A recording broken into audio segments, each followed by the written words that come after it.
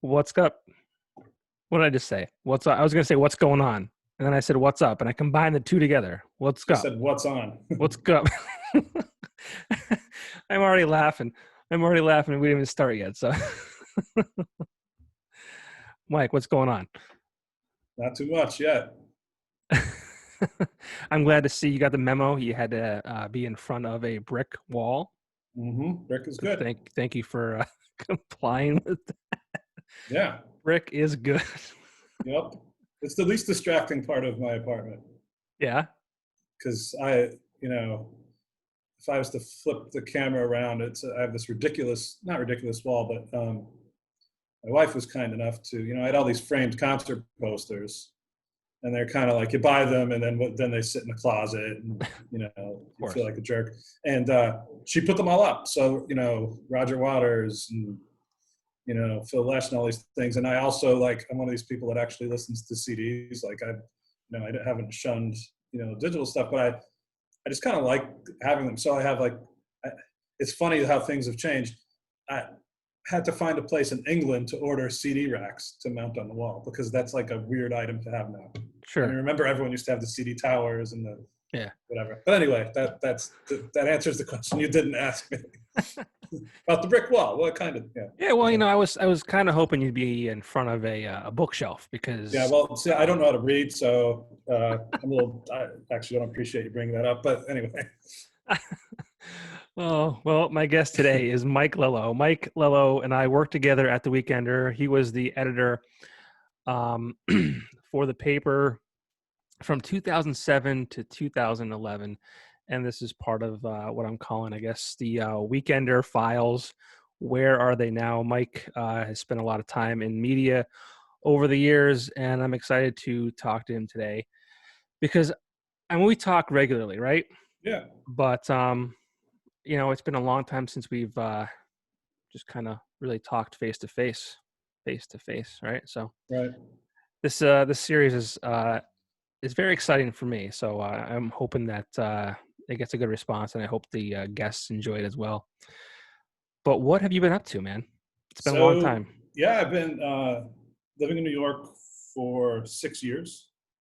It's gone by really quickly. 6 in a few months, and the nature of media is jobs tend to come and go. People tend to come and go. It's rare someone settles into a position or a company. It's not like it used to be.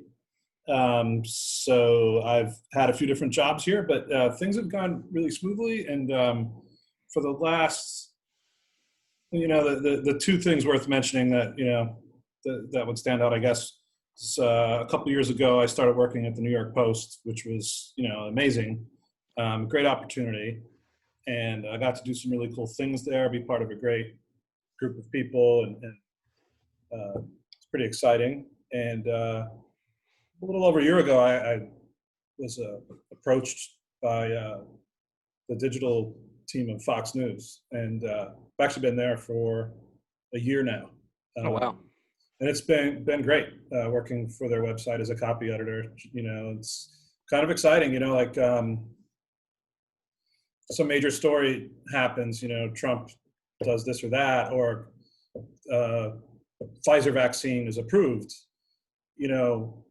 Before someone's phone buzzes and they get the alert if they're signed up for it, or whether you're signed up for New York Times or ESPN or whatever.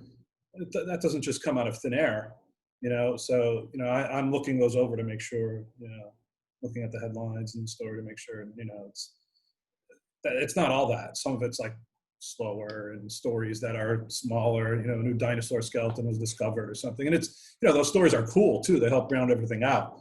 If you think of a newspaper, that's the story that's like on page 8, but maybe it's like kind of a cool story. So, you're working on something like that, and then someone will ping you and say, hey, could you take, today, it was like, hey, they hit, we have a pretty urgent story, 17 million coronavirus cases in the U.S. is now the number. Could you look over that? So wow. I put aside what I was doing and looked that over and pushed that out. And, I don't know if it was on that story, but then I hear my phone buzz. I'm like, I wonder what that is. And I look, and it's the thing I was just working on, and it's like, oh, that's cool. So that's what I've been doing, full time. I still have the blog. I have started a blog. It's coming up on 10 years actually in the spring. Wow. Highway 81 Revisited, which you've been a supporter of. I appreciate that. Your top album picks of the year. You participating again this year, so we'll have those up. In fact, you sent them in before I even asked about them. I was like, oh, I forgot. Yeah, I got to do those lists this year. So then to reach out to some other people too. So still doing that as well. When I have the time. I wish, like anyone else, I had more time, but that's pretty much it professionally what I've been doing.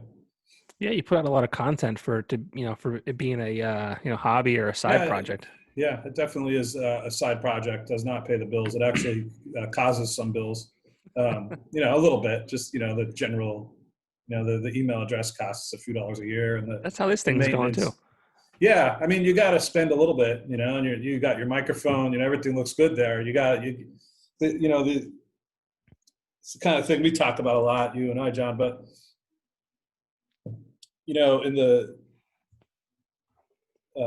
if you were doing this podcast maybe for a company or not yourself, they might say, well, once it starts making money, then we'll buy you a microphone.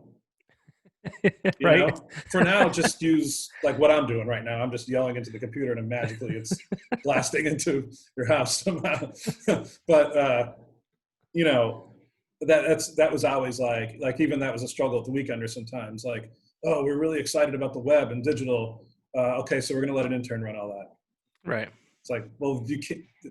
Which is it then? It's like we're really focused on our offensive line this year, so we're going to bring a bunch of homeless people and let them try out. It's like, well, then you're not focused on it. You're saying you are, but you're not showing it. So that's the kind of the frustration of that thing. So and like what you're doing and what I'm doing with Highway 81 is like you only have yourself to blame. So if you land you land that Bowling for Soup interview, which is awesome. It's not like, well, yeah, but the marketing department lined that up for me, or this guy, I knew that. I mean, yeah, you had to have a connection to make it happen like anything else in life, but it was yours to own. Yeah. And if you fall on your face, you don't have anyone else to blame either. And I actually prefer that. I don't like letting people down. I also don't like other people letting me down or relying on it. It's kind of I don't know, it's probably like a mental issue, a control issue or something, But like, it's like, okay, I did that, or I screwed that up. Okay, I will fix that. Now I have to now wait for someone else to fix it and maybe not even fix it. Yeah, well, that's why I started this, because the Weekender kind of fell apart, so to speak, and we'll get into that. And then the radio show that I had for 3.5 years got put on hiatus, and that's fine. That's their money. It's their business. It's whatever. But I felt like doing this. I mean, no one can take this away from me. So we're just going to do it. Yeah, if it fails, it fails because I failed. Really that simple. Yep. But yeah, so let's go back. You were the editor at the Weekender in 2007. I want to say June-ish. I think you started. Jeez, how do you know that? It was actually, I think, July. But okay. That's how do you? I'm just curious. How very good with dates. I'm very good with dates. That's great. Well. I'm going to have to ask you when my anniversary is then. So if you're good with dates. No, I am. You should get an app or something where you remind people of their things in their life. That's actually a good idea. Yeah. Or you could just text people, right? Yeah, I'll just text them, hey, don't forget your wife's anniversary. Yeah. But it's been weird. Like I can tell you it's useless knowledge. I could tell you what a song is within probably the first 10, 15 seconds. Yeah. And then I could tell you probably within a week, or if not a couple of days of when it came out. Wow. In what year. As long as I own it, as long as I'm familiar with the album itself. Yeah. And that probably ranges between like the years 2000, maybe not even back to the 90s. But as of 2010, 2011, it kind of gets fuzzy after that just because there's just too much going on. But yeah, useless knowledge that I have. So yeah, you started. Tool Lateralis. What Tool Lateralis? When did that come out? I don't know.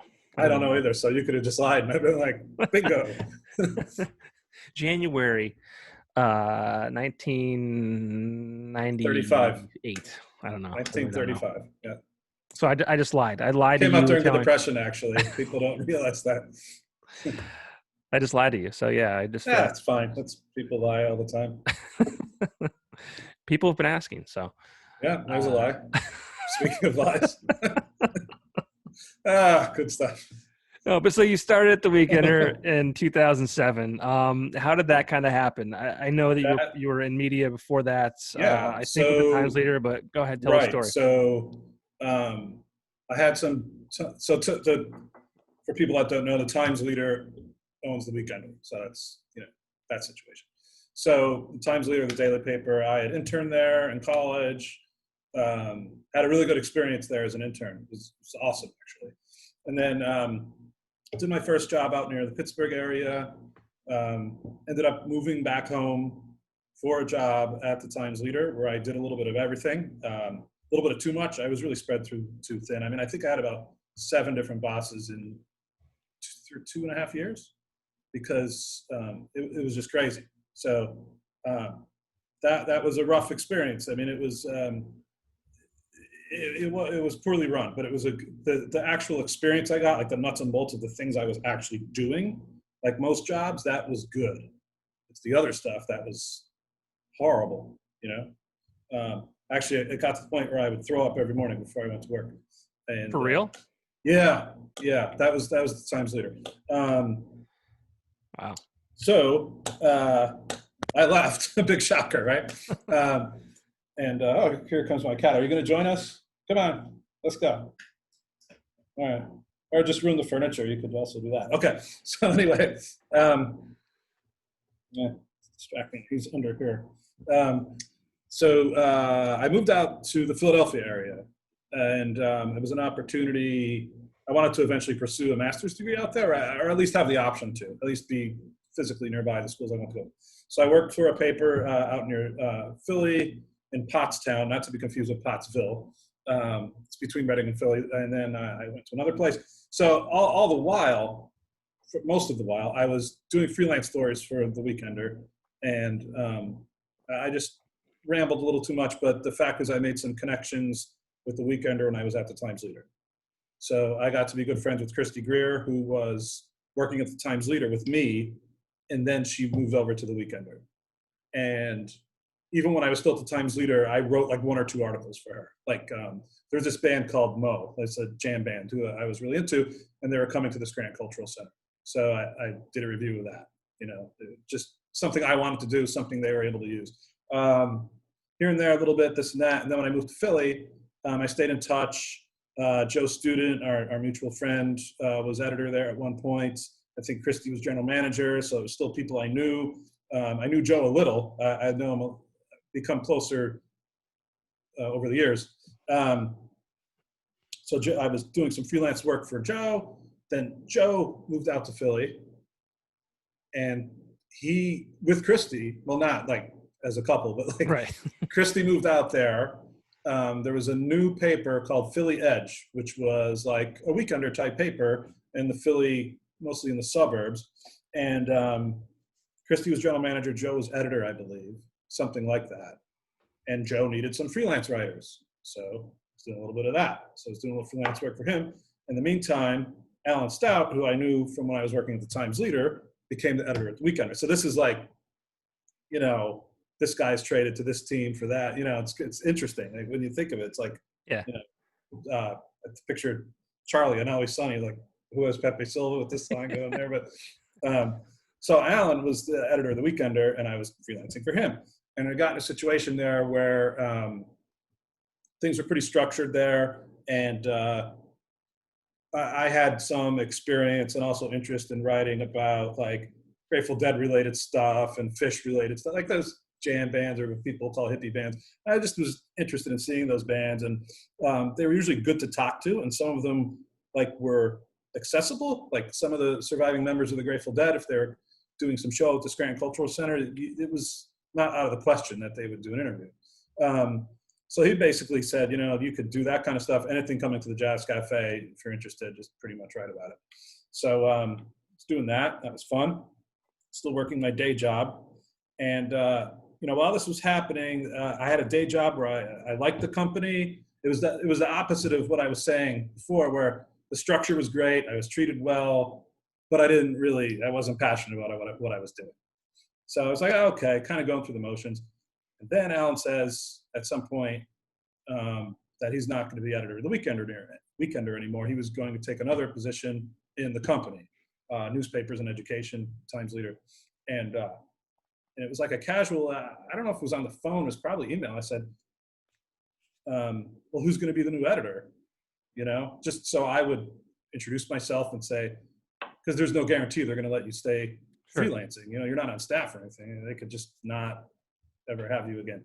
And I think he said, well, I don't know. He said, but, have you thought of applying? And I had not. It had not crossed my mind. I was happy where I was living in Philly. I had a lot of friends of mine within walking distance, which is crazy. But in the back of my head, I'm like, yeah, but those friends now, they're kind of getting married. They're starting to drift a little bit. Because that post-college thing when you're like 27 and you're still acting like you're in college, but like in between those nights, you're going to an office. Yeah. I think you probably know a lot about that. Yeah. But I wasn't quite there. I was like post that, but somewhere in between, like Britney Spears, not a girl, not yet a woman, or whatever. I'm still a boy, not yet a man. That kind of. And so I was like, I don't know. And so I called a few people that had worked there that I knew, because I'm like, all right, how often do you have an opportunity to apply for a job and you could literally talk to like 3 or 4 people that could tell you what it's like there? Mm-hmm.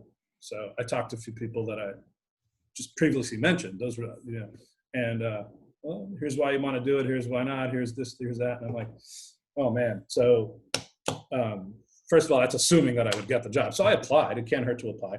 Went through the process, interviewed with like 5 different people, and they made the offer. And it was a really difficult decision, because in some ways I'm like, the moving back home thing felt like a step backward in a way. I'm like, I'm going to move from the Philadelphia market, a larger market, to a smaller market. Is that a step backwards? But it was stuff I was passionate about, and a lot of different things I liked doing, whether it was kind of working on some leadership things and like mentoring people to an extent, actually the nuts and bolts of editing a story and, helping a story out, make it better, headlines, and getting to write a lot more about music and stuff in the area. And another thing that made the job attractive to me is through the interviewing process. I mean, you never know like what you're told in the interviewing process, what you're told they're looking for, what they tell you about the future of this product in any line of work, and what the reality is are usually a little different. And that's just life. Like if I was hiring someone, I'm sure what I tell them, it might not work out that way. Your schedule might change because of something, or, it's not that they're lying. It's just things evolve. But one thing that the people were pretty consistent about is they didn't want someone to just come in and just keep everything on automatic pilot, keep everything exactly the way it was. They want you to come in and, the word now would be disruptor. They say like in tech, but they didn't want me to come in there and just like tear everything up and like, all right, we're starting over. So that was a little bit of the clincher for me, because I wasn't interested in just going and just clicking the mouse. I could do that anywhere. Why move somewhere for that? So that's why I did it. I think now that I look back on it, and it was a rocky ride. It really was. It was a bit crazy, but I got a lot out of it. I don't regret it. Like even the negative things had some good consequences for me. I learned some things about myself, and about human nature in the workplace, and made a lot of great connections and did things that I never thought I would do, like event related stuff that I never wanted to do, that I just kind of like jumped into, and next thing you know, we have bands, Strand of Oaks playing on a dock in Harvey's Lake, and we're filming it, That was, you were there. That was one of my favorite, I still talk about that to this day. And that would not have happened anywhere else I have worked, including the places I've worked in New York. So no, and it's funny, like, so I wanted to ask you too, like, I kind of felt when you arrived at the Weekender, because I was there at that point for a couple of years. You kind of came in and you took ownership of the job and kind of the staff. Well, not to interrupt, but I think I had to. You put a lot of pressure on me. I remember this at Hops and Barley's. I think it was like my first night there. And you're looking like you don't remember this, but me? Okay. I'm excited for this. This is you. Yeah. I'm excited. And you like stood up and you're like, Michael is here and he's gonna check this and that and this. And I'm like, oh wait a minute, I just started. I don't even know if I'm gonna be good at this. And you're like, yeah. And I was like, okay, that people take this stuff seriously. Like the people that work there want this to be good. It's not just 9 to 5 or 10 to 6 or there was a good pressure in that way where you knew the decisions you made and the things you did had an impact on people. And honestly, I have not really felt that elsewhere. Like, I really did that. Yeah. It was a small group, and there was even some people that didn't work at the paper that were there, like friends, just the crew that used to hang around. And I don't know exactly who all was there. It was in not the first room when you go in the second room, the dining room. Yeah, I missed that place. Now I could go for some of their the coldest beers. I mean, those are oh yeah, there's ice in the glass. And their food is fantastic. Oh God, that place is great. Anyway, so that was what you were saying. You felt I was going to come in. You had this sense about things, about taking ownership of things. And that's a tricky thing too, because like even I use a lot of sports analogies because sports and music are the only things I truly feel that I really understand, I think, in life. But when a new coach comes in, I think of like, I'm a big Penn State fan, went to school there. When Bill O'Brien came in as the head coach after Joe Paterno left and died and everything, he had a situation where there was things he wanted to do his way, but like every move he made was going to be judged by maybe 1 million people. Now, the Weekender is not that. But if I came in there and said, let's get rid of the model of the week. Never would have happened. No, not happening. First of all, I would have been overruled, but if I even suggested that, everyone in the office would have looked at me a little sideways and like, what is this guy thinking? What? So you have to like balance keeping the tradition of things and what makes the brand what it is, with evolving with the times and putting your own personal imprint on it, not like I'm putting my picture on the cover, but there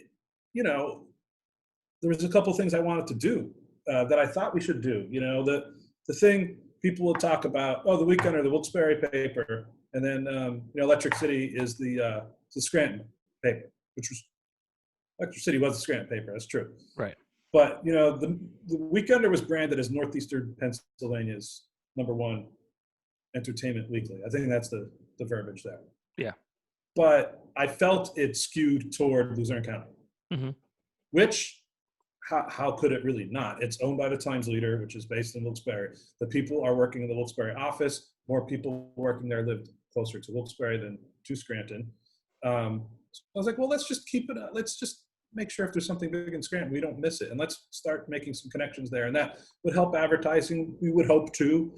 So, there was that, and then some of the music things. The one thing I wanted to musically, a lot of people, I know our friend AJ Jump, he would introduce me to people and say, Mike's the music editor at the Weekender. I wouldn't correct him, but someone would walk away. It's like, I don't want people getting the wrong idea or think I'm a bigger deal than I am or whatever, but I'm just the editor. There is no music editor. But we covered music so much, that it was awesome, to do that. But I felt I wanted to make it harder to get on the cover. And there was a time where all you had to do is release an album, and that already put you in the top 1% of local bands, because to release an album, you had to book a studio, you had to do this, you got to have the CDs printed out. It got to the point where anyone could release anything. And I just wanted to like, okay, let's not use the same format for coverage for a new business or a new system.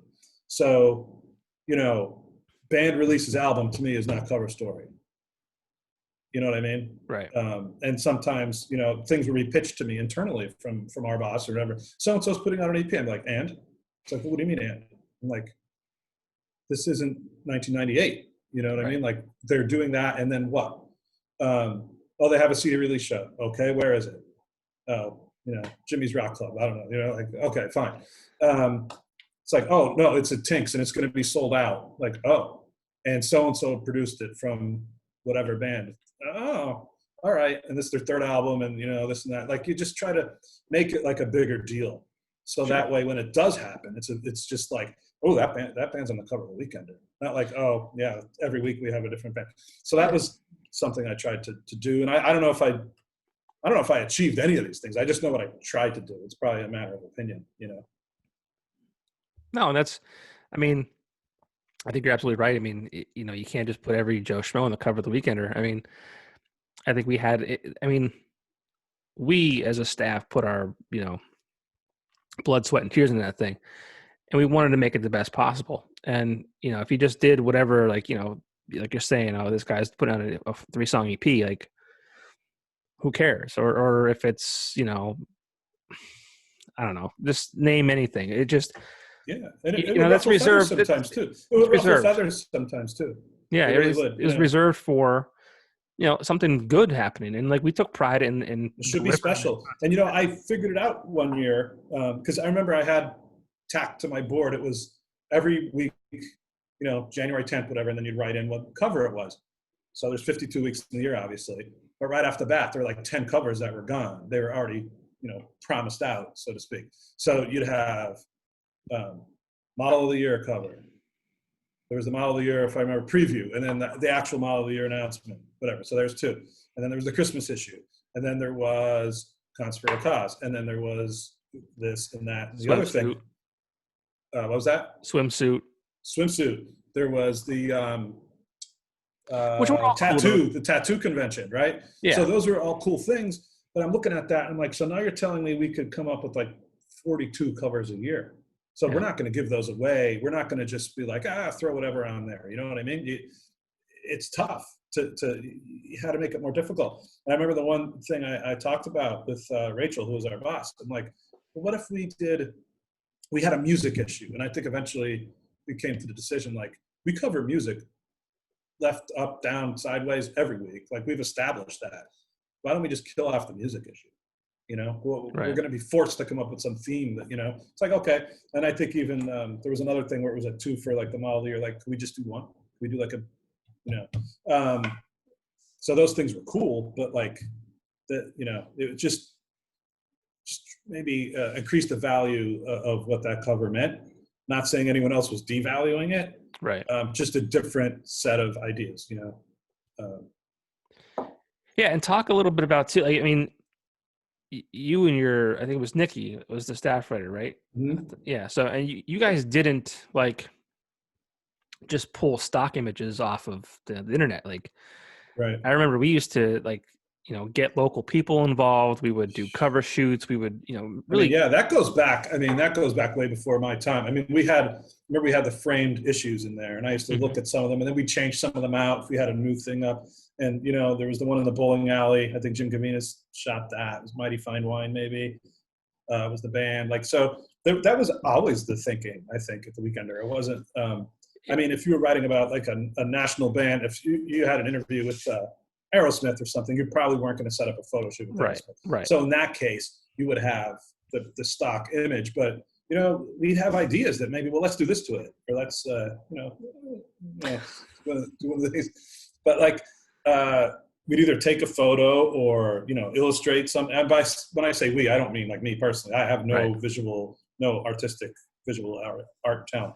But yeah, we would kind of brainstorm those things out. And you mentioned Nick, yeah. But I think that like it made it special. Again, like we took the time to do that, and it makes it stand out. Hopefully. Yeah, hopefully. I mean, but like I think people don't understand like the amount of time and effort that it took that we put into that. Because no, maybe, you know, and if you're doing it right, they won't understand it. You know what I mean? Like everything should seem like if a restaurant is having problems and the cook is fighting with this guy and this is happening, as the diner, I shouldn't know any of that. Right. Like if the waiter's like, oh, what a day, you know, it's like No. So like, when, it should look like easy, and like there was a reputation, the Weekender, it's like a bunch of partiers and they don't work hard and they're just drunks. And that might have been and we're both, we are both drinking, just for the visual record here. Cheers, sir. But, yeah. Oh, I'm using this for you. Oh, good. Yeah. Big fan of the Red Sox. Big fan. Yeah, good. But this was 2013, just so in case, because it's been a long time since you guys, the Yankees, that is, has yeah, I'm not on the team. gone to and won the World Series. I got the S Network on over here. Brian Cashman is on. You guys be watching the old World Series wins, trying to relive the past. It's funny that I saw a show the other day. It was listed New York Knicks classic. It was like classic games of 2020, and it was like 2 hours long. I'm like, how? That should be 3 seconds long, that show. Like, the Knicks, come on. But the Yankees got to make some changes, I think. But yeah, we'll see what happens.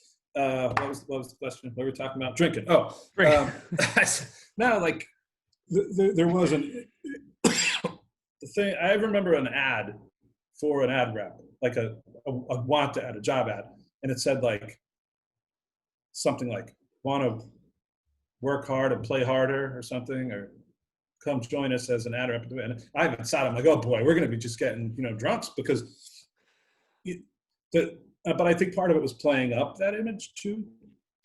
I think within the company, we were really seen as like all those young goofballs, those crazy kids over at the Weekender, Oh, we were the redheaded stepchildren. Yeah, like I think they thought like we were having like orgies and doing coke off our desks, and like, that was only on Thursdays. I mean, I don't know why they thought that was. If you guys were doing that and didn't let me know, I would be very upset. Yeah. Oh, you didn't know? I had no idea. Oh, yeah. We used to go to that. No, I thought that first, cheers to you would have really got me in the club, right? Yeah, that wasn't enough. But no, but like, I don't even know where I was going with that, to be honest with you. We were just saying that it was the image, the idea that this is a goofy thing. Oh, you're talking about people didn't understand the work that went into it. Yeah. But yeah, I mean, I think most of the time you just don't. Like I'm watching the TV, I'm not thinking about it later. Like if you do things properly, you shouldn't really be drawing attention to yourself either. And that's actually, that's something I'd like to touch on, because one of the things that made me a little nervous about coming to the Weekender is like, I love talking like this and having discussions about like work and life and, stuff going on. And I'm comfortable talking about myself in situations like this, but one thing that made me a little nervous about the Weekender is, picking it up, I felt like there was a bit of an attitude that the people that work there saw themselves as local celebrities or something like that. And maybe they were, but that made me like nervous on two levels. That one, am I going to be working with like big egomaniac type people? And number two, am I going to be expected to behave that way? Because I'm comfortable with this, but like getting on a stage, like even though, we did have a lot of good opportunities to like do things, like usually if you're working in advertising or on the content side of things, you're probably usually not going to go onto a stage and say, ladies and gentlemen, please welcome whatever band it is. You know what I mean? Underground Saints. Let's give AJ's old band a shout out. And I was like, I don't want people looking at me. I don't want other people thinking that they're celebrities. Like, am I going to be working with like, don't you know who I am types? And it ended up not being that, really. And part of it, I wanted the work to kind of speak. Like, don't the whole show don't tell. Like, right. Don't tell people. Like, don't like, don't. We had ads like about. And it makes sense. Like, I'm not thinking like a promo person, but an ad that would say, bringing you the greatest music coverage in Northeastern Pennsylvania. I'm like, I'd rather use that space to actually have some music coverage. And you shouldn't have to say it. But you know what? The New York Post, I think, says on the back, the best sports section in the city. I think It says that there. So maybe I was a little too sensitive to it. Because I was like coming at things like super like, You never draw attention to yourself, because, you're kind of taught, like, even in journalism Right. school, like, stay out of the story, don't bring yourself into it. And, that was my, like, way of thinking. I was really stiff in that type of thinking. Yeah. Well, I think there's also too, like, with, editorial and that side of things, it was always very, church and state Yeah. Oh, yeah. almost, Yeah. Yeah. Absolutely. and like I saw both sides. I was, I was the GM at one point, so like Yeah. I had to kind of manage those two avenues, but like, which was cool because how do I say this? Because I always feel like I was a host at a restaurant as well as a server at a restaurant, and I feel like everyone in life should have to be a host at a restaurant at one point in their life, just to understand like their position. So like, and I say that because I like the fact that I was able to see both sides.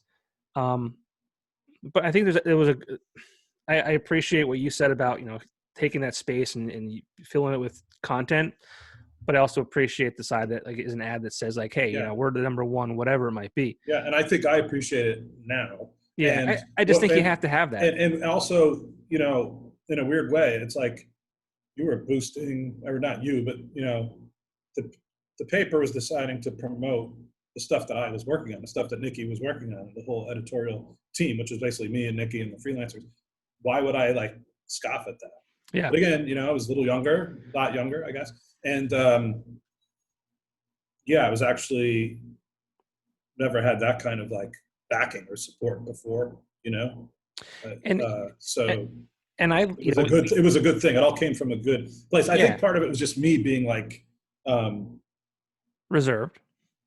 Yeah, in a weird way. I mean, for as much as I talk and everything, but like when it becomes like the spotlight type thing, I'm like, like, so it's like embarrassing. Like I remember I won an award, which was great. I was so excited about it.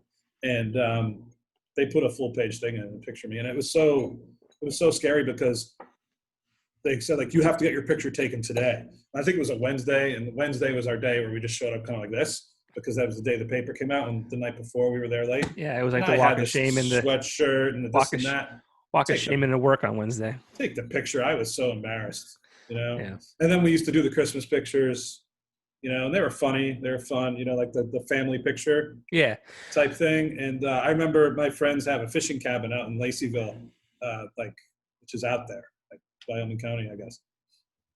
And I was up there one weekend for fishing, and on the refrigerator was that Christmas photo from the Weekender, and like there was who knows what drawn on me, mustache or something, before now they wouldn't have to draw it, but but that kind of stuff. And the thing that really used to bother me though is like I could have did some interview with like Jesus Christ himself, and I wouldn't, no one would really mention it. And then the next week people were like, oh, I saw your picture in the Weekender. Oh, that was so cool. You were there at the Christmas thing. Or I saw your picture. Look what you missed, and you're out some bar. I'm like, and again, it's like, you don't want to be like, why are you mentioning that? But it's like, I actually worked on something that I studied and love and whatever, and you're not mentioning that. And then it's like, Yeah, that's tough. And I do understand what you're saying. It took you hours to do what you did, and they're looking at this picture that took us 5 minutes. Nonsense, right? It's goofy thing I was embarrassed to do in the first place. Yeah, dicking around. But, no, I get that.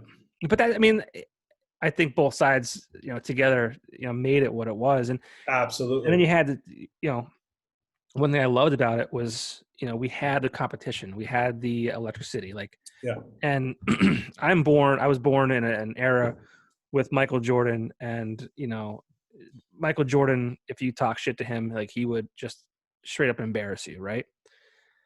And I had so much pride, and it kind of goes back to what you said when I made this toast or whatever I did that I don't remember. Like that was genuine. Whatever I said, was so genuine. And I say to this day, well, I said during the time of my tenure there, that I would have got a Weekender logo tattooed on my body. That's how passionate and proud I was of that product. And I never did it, but had I done it, I don't think I would have been embarrassed. Or I wouldn't regret it to this day, because that's how much we all, and we'll get into that on your end too. We put everything we had into that thing, and At the end I of the mean, you day, look back on it, and I think I put things into it that I didn't know I had.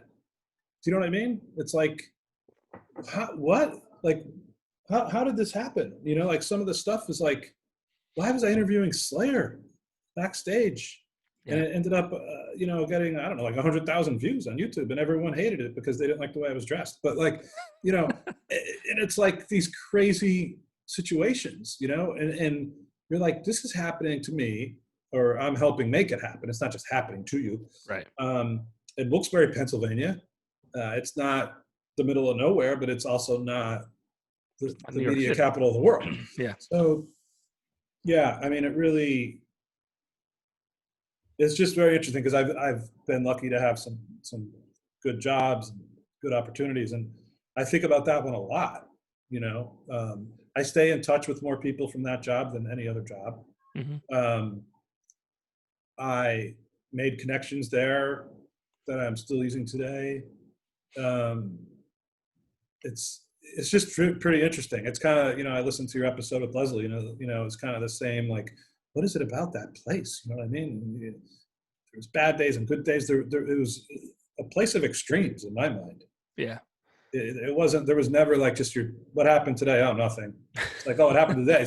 Somebody came in, their kid was running around, and this other person came in, they were crazy, and this happened, and then I almost threw something at someone over this or that, and it was like it would have actually been interesting to do a reality show, on a place like that, because I always said, for sure. I mean, like Office kind of came out around the same time. Yeah.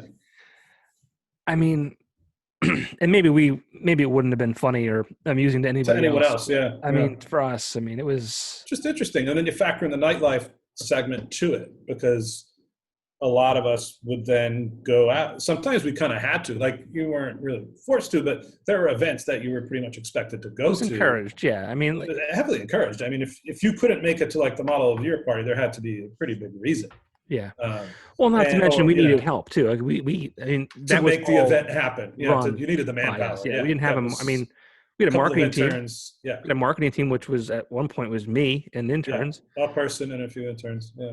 Yeah. But like, thankfully I was single for most of that time as the marketing person, because I went to literally everything. And that's not a job for a guy or a girl who has a significant other, whether it's settled down into any sense of normalcy. I mean, because, but yeah. And I wasn't, it didn't matter if, I was impressed with the way those things would roll out. Like I could just show up. I didn't really have to do much. And like, oh, wow, this is cool. I'll have a few drinks, talk to a few people. Yep. Those were cool. And then there were other things that I was directly like hands-on with, like weekender sessions, and Fixture was the other one. Those were a little more nerve-wracking. Let's talk about those two things. I think those are two things that you kind of brought to that product that really were great things. I think I don't know how, if it was Sessions first and then Fixture, or Fixture was first. Fixture was first. Yeah. And Fixture was at a bar called Fuse, downtown Wilkes-Barre, which is in the Midtown Village. I'm trying to think for a reference right now. I think I got where Katana was. Katana was the best reference. Is another closed place. It's now going to be Geisinger 65 forward. There's also a place called Boozy Bees, but like I feel like Fuse, and shout out to Romo, not Tony Romo. I don't remember his first name though. His last name was Romanowski. Ron? Was it Ron? Ron, you're right. Ron. I think Ron. Yeah, but we called him Romo. But that bar was fucking cool. It was cool, and that spot was cool. Like it was like it was ahead of his time. Like it was just too far ahead of his time. Like but I mean, speaking. Sometimes you could be too far ahead of your time, because. So you're asking about Fixture. So basically, I think the idea was I had done this story. It was one of the stories I was most proud of. It was just on like the indie rock scene of Scranton Wilkes-Barre. And I remember I had it like charted out, like I was outlining the story. I usually won't do that, but if it's like multiple pieces, I think I interviewed 10 different people I had no idea. I never met them. I was a nervous wreck. I went up to Test Pattern, which used to be a Craft in the Bog. It was an all ages venue, And I talked to the like proprietors there, who were, you know, young people, some about my age at the time, but I was like 30. That's relatively young. And talked to them, and you know, talked to Brian Langan, who I had never met before, whose band at the time, the Swims, were a big part of that.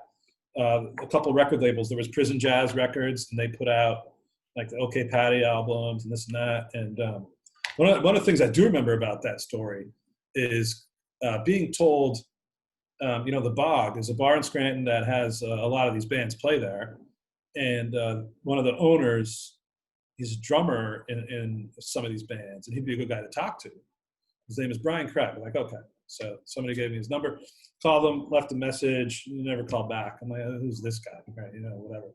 And some time passes, and he ended up being one of my best friends. And Brian, you know, just passed away, I think about 2 years ago. And just one of the greatest people I've ever known. And like so many people will say that about him, you know, and they're all telling the truth. He was the best. He was just such a great person. And I, you know, I have his photo from the funeral, you know, the little thing they hand out in the refrigerator, and, you know, just, but the thing, I was very proud of that story. And when it came out, and I remember going to the Bog, and there was a show, it was going to be across the street, a Test Pattern, one of those bands was going to play. Remember Alan came out to the Bog, and he was telling me, you would really like the Bog. And he nailed that, because I really did. So Brian Craig is working. He's like, oh, that story was great, man. Have a beer, this and that. He's like, sorry I didn't call you back. And he's like, see that guy behind you? That's that guy you interviewed on the phone. He's the singer in the band, you know, because I didn't know what he looked like. And that's how Brian was too. He was like a matchmaker of people. I don't mean just relationships, although he did do that too. I think people got married because he introduced them. But he'd be like, oh, that's John Popko. You should talk to him. He works at the Weekender. He works for 92.1. You know, like he would just make these things happen as he's behind the bar doing his job, talking to this guy.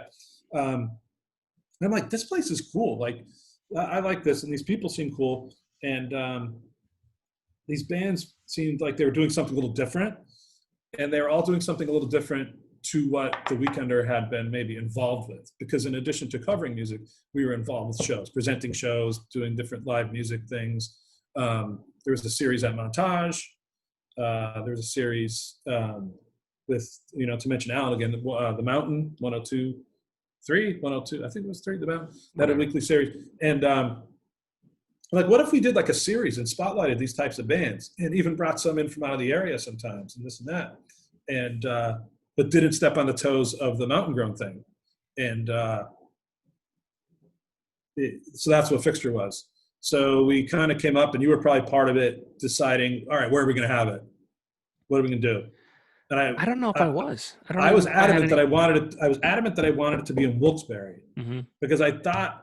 So now I'm a smarter person. I'm not smarter. I'm more experienced, and I'm less ambitious. I didn't want to have it at the Bog, because I felt they were already doing that, and we would just be slapping our logo on it. You're gonna sneeze. There you go. All right. I did it in the elbow. I did it. Yeah, you have to. Yeah, socially distanced, of course. I've been told for 9 months, and I held it in. I didn't even sneeze. You're supposed to do it on this part of the elbow. I didn't even sneeze completely. So no, I was told that like 10 years ago. It was my friend's girlfriend, now wife's like, no, you didn't sneeze on your elbow. I'm like, I didn't what now? What? Why would I do that? I want to make sure that it can transmit through the computer to you. Yeah, so I don't think it can. Looking out for you. So the smart thing would have been to just have it there. But again, I said I wasn't smart. So I said, let's do in Wilkes-Barre what is happening in Scranton. And most people are like, what's the difference? But if you actually lived there and did the job we did, you would see that there is a difference. Wilkes-Barre had more of the hard rock scene and venues, right, kind of tailing on the Breaking Benjamin phenomenon. A lot of bands would fall under that genre, 97, 9X, all that, which you could get in Scranton too. It's not exclusive to Wilkes-Barre. But Wilkes-Barre felt to me more of like a hard rock, right, modern rock, as it was called, even though it was an outdated form of music, really. It's good, at some point, maybe to an extent. Some of it's stuff that you would put on a leather jacket. You have to call it something. Active rock became, I think, what the radio stations would call it. Yeah. They maybe still do. But anyway, I was like, well, let's do Wilkes-Barre. And then someone came up with Fuse. And I remember being in there and like looking around, like, this could go there, that could go there. So we worked it out, and it was cool. And we brought in like locally, we had Underground Saints, we had the Swims, and the Money Notes, which was a band that I loved. Cabinet, who is now Cabinet, still Cabinet. From out of town, we brought in this band called Illinois. That was so much fun. I don't know if you're at that one. Band out of the Philly area. Lewis and Clark opened up that one. There was a band that you brought that I love, and I can't think of it now. Was it Fooling April? No. The guy on piano? No. No? What the hell was that band? And they came in from out of town, or were they? Yeah, it was out of town group. I remember. That might have been Illinois. No. No? Shit. I can't remember. I don't have any of this stuff. Unless it's a band that I thought you had. Yeah, could have been. So that was a lot of fun. And then, but then, so that was a partnership basically. So it was The Weekender and Prairie Queen Records presents. Right. What that meant is me and Bill Orner. So Bill Orner, who now manages Billy Strings, who's a big deal. I think he lives in Austin, Texas, but he was a Scranton guy. So we worked on this, and he would work on getting sound, and he would book some of the acts, most of the acts. I would book some. And then he had a job that sent him to Connecticut and couldn't really come to any of these shows. So we had to scramble to get sound people, this and that, and the other thing.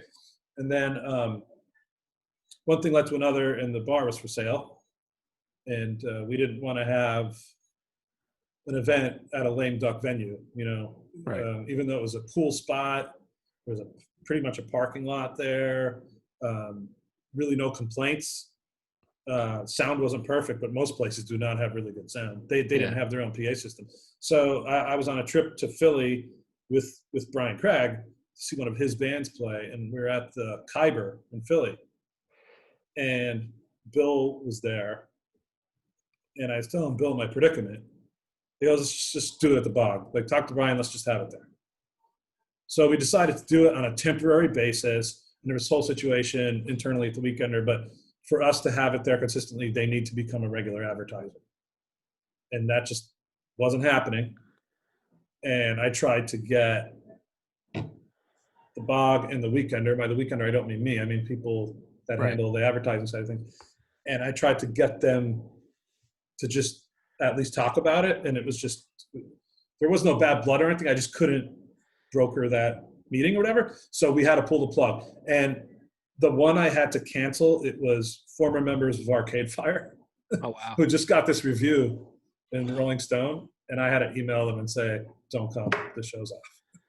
And they never answered. I didn't know that. I don't even know forget the name of the band. But if I remember the whole Bog meeting, that I don't know that I remember that happening. But like, again, I see both sides. Like, why would you want to take an event that's ultimately going to make a venue money because you're going to put people in the room, they're going to buy a beer, they're going to benefit, the advertising, yada, yada, yada. Right.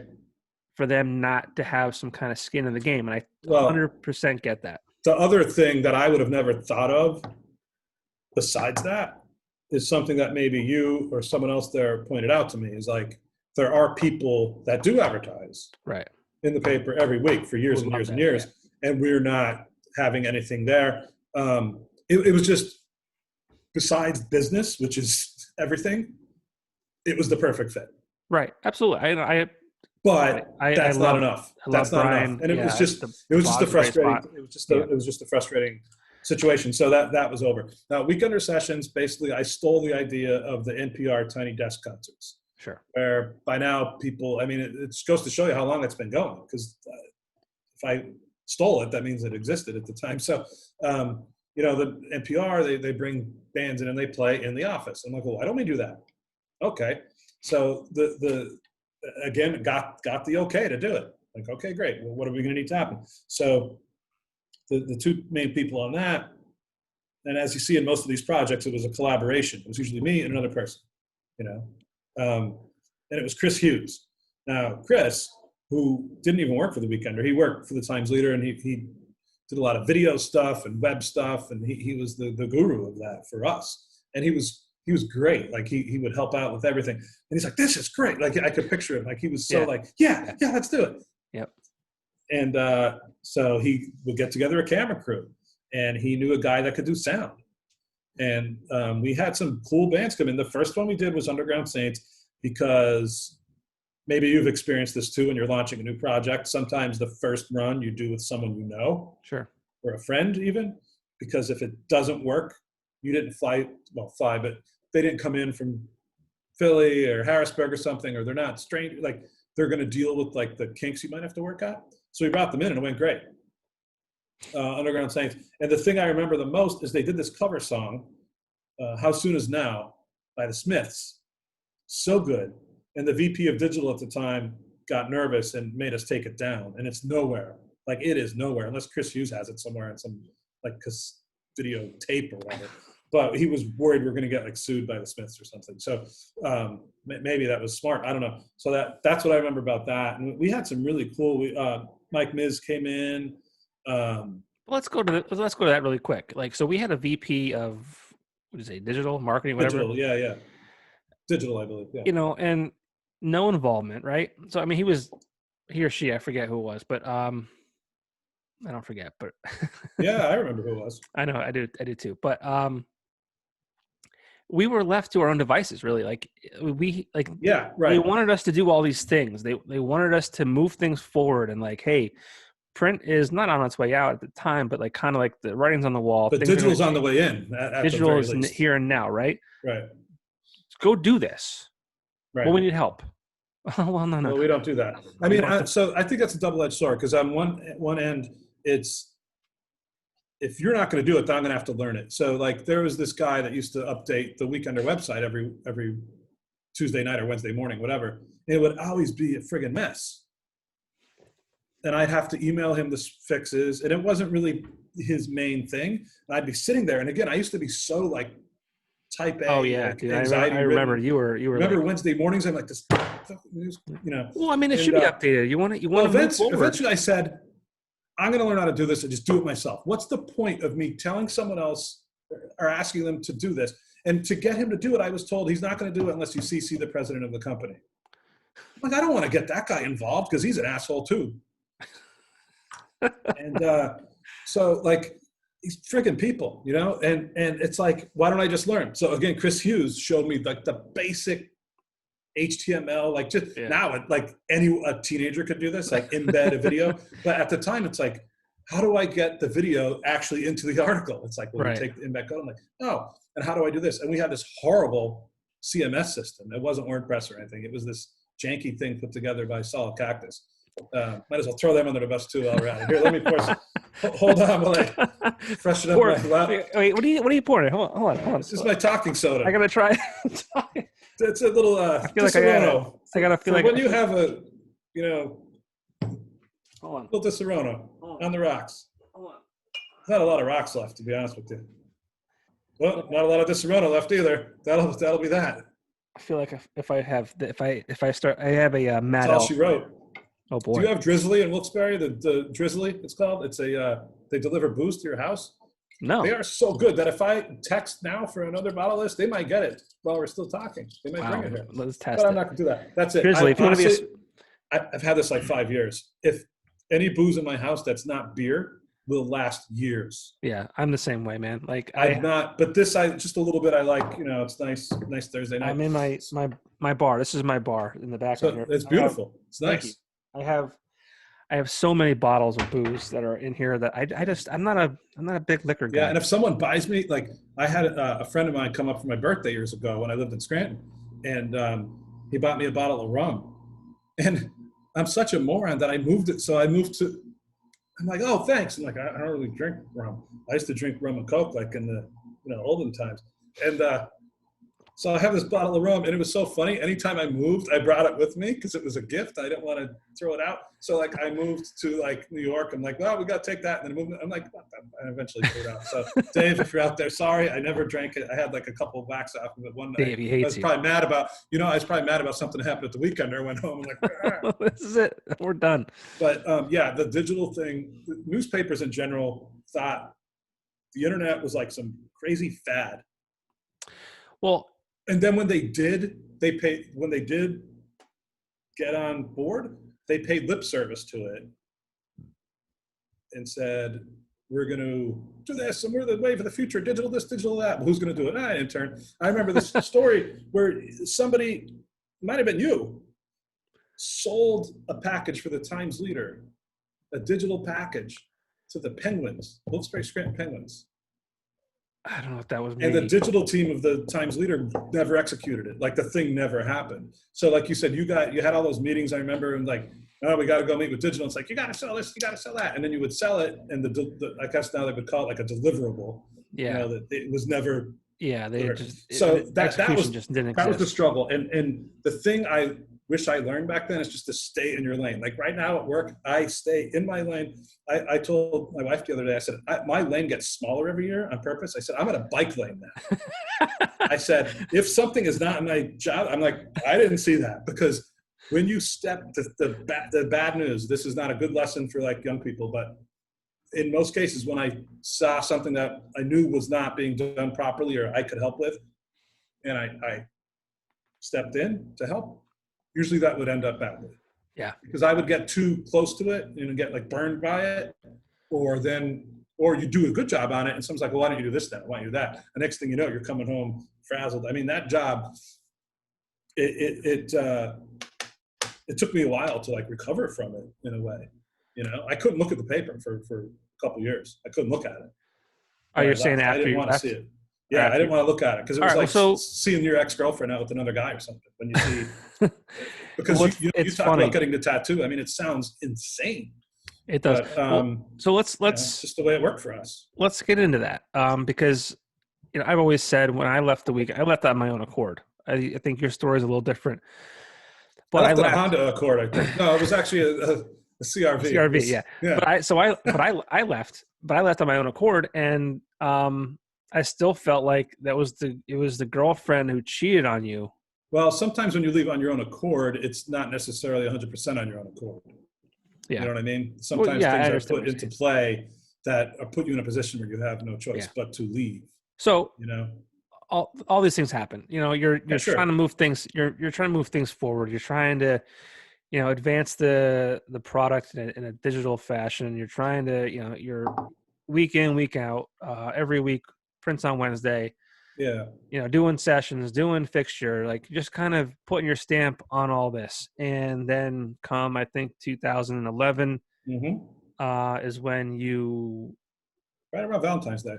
It actually was. I do remember so you guys that. broke up on Valentine's Day. Yeah, right beforehand. Because I remember there was a jazz festival coming to Wilkes-Barre, and that was the last cover story.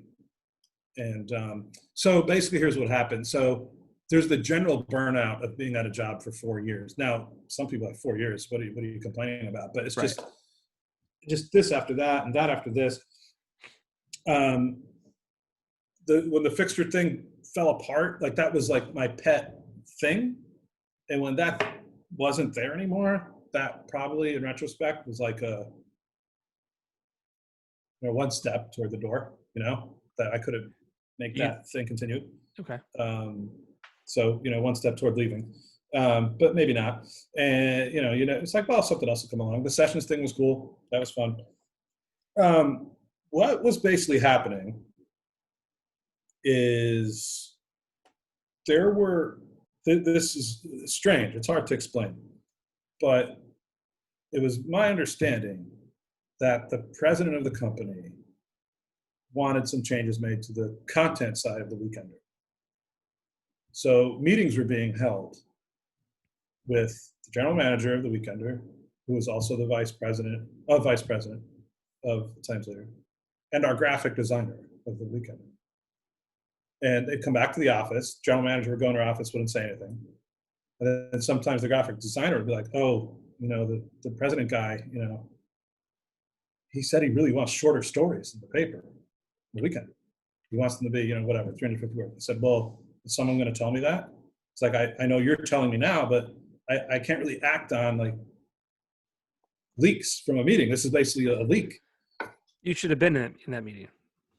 Yeah. So like, either I should have been in that meeting and I wasn't going to fight these things. I know I do understand like hierarchy, like if I don't like that, then I should try to become president of the company or and these opportunities, these things happen. You can either quit, you keep your mouth shut and be a good soldier, or start your own damn thing, but there's really no way to like do all those things, So I was like, this is strange.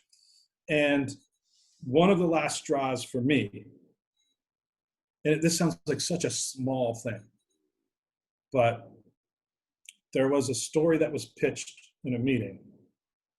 This is such a small thing. It sounds so petty, but I am half Italian. It is what it is. Yeah. There was a guitar was going to be auctioned off to benefit something. I forgot what it was. It was going to be signed by members of Breaking Benjamin and maybe even some other people. And it was pitched as a story. And I said, a whole story on just a signed guitar? I said, why don't we just get a nice photo? I'll get all the information and write up, a big caption, and I'll talk, who it is. I was like, okay, yeah, do that. So they gave me the information. And the contact person was Mark Klepaski's dad. So Mark Breaking Benjamin. Right. And I emailed him. He's like, oh, we're so happy you're going to cover this. I said, yeah, we're doing a photo. Like, I let him know. This is not like, he's like, oh, whatever. So I put that together, everything. So Wednesday rolls around, the paper's out, and you get to your desk, and you guys are making sure all the it's the excitement of seeing it's funny, like after all those years, it was still exciting to grab that paper. Oh yeah. In the morning, and like, okay, that looks cool. Like, even though you knew what was going to be in there, it was still like, now it's out. It was exciting to see your work. And I mean, for me, it was it was the first time I was seeing your work too, though, because I checked my stuff and. Well, yeah, because you guys were like, oh, I didn't know you had an interview with like Coheed and Cambria or whatever, no, which I didn't. Yeah. That fell through, but just came into my head. We're supposed to, and then the show sold out. I'm like, oh, they're focusing on rehearsal now. They're not really. Great show. It takes stuff. No, it was Hardware Bar actually at the time. Coheed and Cambria. I hate that band. Fantastic. That's fine. You hate them? Oh, yeah. It was good. It's funny that I mentioned that you would point out that thing. So, I hate the vocals. It's no good. I could see that. See, I've been listening to Rush my whole life, so I'm already on board to hear that. So, you guys are like, oh, this ad was supposed to be here. This guy's going to call. He's going to be mad. And like, oh, that looks good. Oh, this is good. What happened here? So I'm flipping through, and I saw the thing, the guitar thing. This guitar will be auctioned off with the photo. I turned a few pages, and I thought it was a misprint. I thought it was the same thing again. But somebody had the graphics designer dummy up something that looked like a story, but it was basically the same thing I did. And one didn't know. I'm like, so what you needed to tell me is, Mike, no, the photo's not enough. You have to do a full story on this. Okay, you're the boss. I'm either going to do it or I'm going to quit. I wouldn't have quit over that. But when I saw that, like, now I'm not even in the loop about editorial content as the editor of the paper. I'm like, well, then they probably need to either not have an editor or a different editor. I've been here 4 years. What else can I do? I felt like I've accomplished some things for myself. We're all want to do things for ourselves. I've done some things that are going to help me in my career. And I don't want to be here. I don't want to be miserable. I don't want to make other people miserable, which I already was, I was coming home and like, I was horrible to be around. I didn't even want to be around myself. If that, it was rough, and it was just like, F this, So I don't even know when that happened. It might have been months, but eventually, I don't know, one day I'm like, that's it. So I put in like a 6-week notice, might have been 8 weeks even. It's like, hey, not hey, I didn't say hey. Thank you again for hiring me and giving me the opportunity for doing this. It's been great to be part of this team. I feel it's in my best interest and the best interest paper. I'll step down. I'm willing to stay on until whatever that date was to help with the transition. Even if you want me to be part of the finding of a new editor, I would love to do that. I don't want any hard feelings. And I didn't get a response. The boss was in Florida at the time, and I didn't know what was going on. So eventually, a couple days passed, and I got called in, and I was told, today's your last day. And I said, what do you mean? Am I being fired? And they said, today's the last day. You need to go speak to HR. So, okay. So then I went down to HR, and HR told me, I was being terminated. And I said, what's the reason? And the HR woman said, the official reason is there's no reason. I said, can I get that in writing? And she said, no. And I will also add that she cried during the process, the HR woman, because she said, I don't know why they're doing this to you. And, I think, again, to speculate, I think it might've been a power move. And if I was disgruntled, not if, I was disgruntled, as a disgruntled person, they probably don't want that around. I mean, I know, like, if someone that has clients, like an advertising person, if you give your notice, they're going to escort you out of the building, because you could spend your next 2 weeks on the phone like, hey, Bob from whatever bar, I'm going over to this other company, or, this radio station, whatever. I'll contact you there, and then you could bring your account over there. I wasn't going to do that, but maybe they thought I would spread some, like, bad blood. So, like, it was to pack up the desk. The HR person had to stand there as I packed everything up, and people are like, what's going on? I'm like, so yeah, it was not a good way to end things. And it was, I would say, it was actually kind of traumatic when you put that much into something and to have it end that way. And I had a part in the way it ended as well. I could have been more mature on the way I handled things. I could have been less excitable. I think I would handle it better now, but I think I did learn a lot from it. Yeah. I was either, if I had a wife and kids and all that, I probably would have just swallowed the shit, basically. But, like, I felt if I stayed, I would lose respect for myself, because if you're now, what am I even here for? And how old were you then? If you hire me as the offensive coordinator, and there's some other guy calling the plays, and I'm like, why did we run a draw on third down? I didn't know anything about that. Like, then why do you have me as an offensive coordinator? How old was I? I was, let's see. 31? 34. How old are you now? 34. So I came in at 30 and left at 34, okay. Basically. Jeez. Yeah. I just turned 34. So I 34 in January. Wow. So that's coming up on 10 years in a few months. So, I mean, it Not sounds 15, like, but yeah, no, nothing is 15. But I mean, it's if actually to talk about it is kind of strange, because it sounds like, oh, woe is me, and like, oh, my life is horrible. No, it was overall, like, the overhead view of the thing, macro versus micro. Macro is great experience. Meant people wouldn't be having this conversation right now. Made so many friends, learned so many things, so many great experiences. But, most newspapers are mismanaged. Yeah. There's a reason it's a dying medium. Most of them are not properly run. And, what do I know? I've never run one. Maybe if they put me in charge, it would have went out of business sooner. Or I don't know if it's in business, or nobody knows. I guess who knows? I feel like what I'm doing right now is probably giving them more publicity than they've given themselves in the past, like, 2 years. That's nuts and true. Probably. Yeah. I know that they stopped printing physical copies before the pandemic, and I think the pandemic kind of expedited the process of not having it. And I think that happened with a lot of businesses that were kind of on their last leg, and then they were teetering, and then the pandemic was. Maybe they caused the pandemic to, under the radar, go out of print. Alex Jones agrees with you. I'm kidding. Here's what you need to know. Go down to Market Street and walk. Weekender did not start the pandemic. I am not part of this comment. I had nothing. It was not me that said that. They probably couldn't even afford a lawyer to sue you at this point. Could they sue me? Sue me. No, could they sue me? Sure, why not? You just slandered them. Did I? You said they caused the worst pandemic in the history of the world. I'm joking.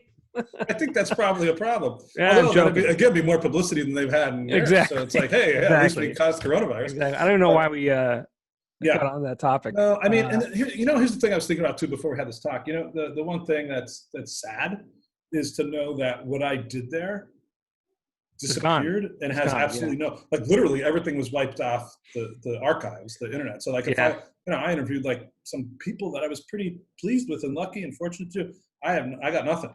Well, that's even beyond. That's not only that, beyond you, though. Like, that's beyond me. But the things I did, it's like it had no impact. Right. Like, but a few years later, they were gone. It was like I was never there. Yeah, but you did great things. Like, Nikki Mascali did great things. Like, there's a lot of great things that happened at that paper that are gone. But what's supposed to happen is that's supposed to be carried on to the next thing. Like, people before me did great things. And even though I changed some things, I wouldn't have even been in that position if the people before me didn't do what they did. Right. You know what I mean? And like the podcasts we started then that weren't really true podcasts, really, but we did the weekly dose. And then we had that's the one that Nikki and I did. That was a lot of fun. Well, no, you guys, and I tell you this before. I told you this before. And there was the marketing one. I forget what it was called. Party Favors. Yeah, that was a great name too. Those were ahead of its time.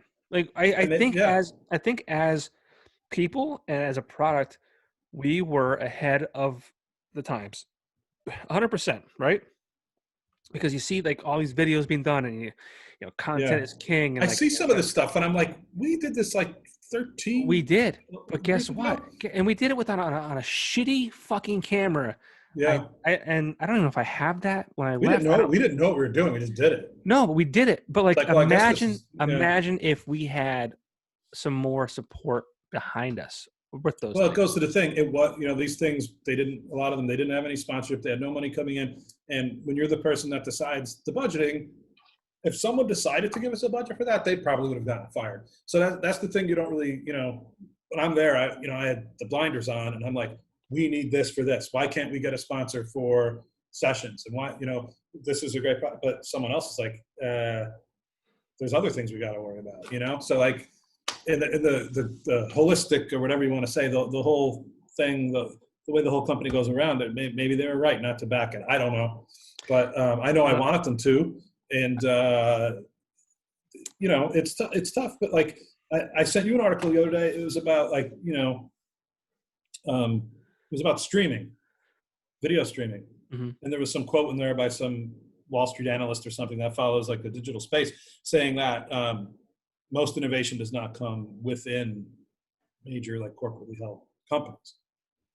But imagine all the hoops you have to jump through. Like imagine if you were working at Google and you wanted to start some project or whatever. Imagine the meetings and the this and that. But if you want to do something right now, you just do it. Yeah.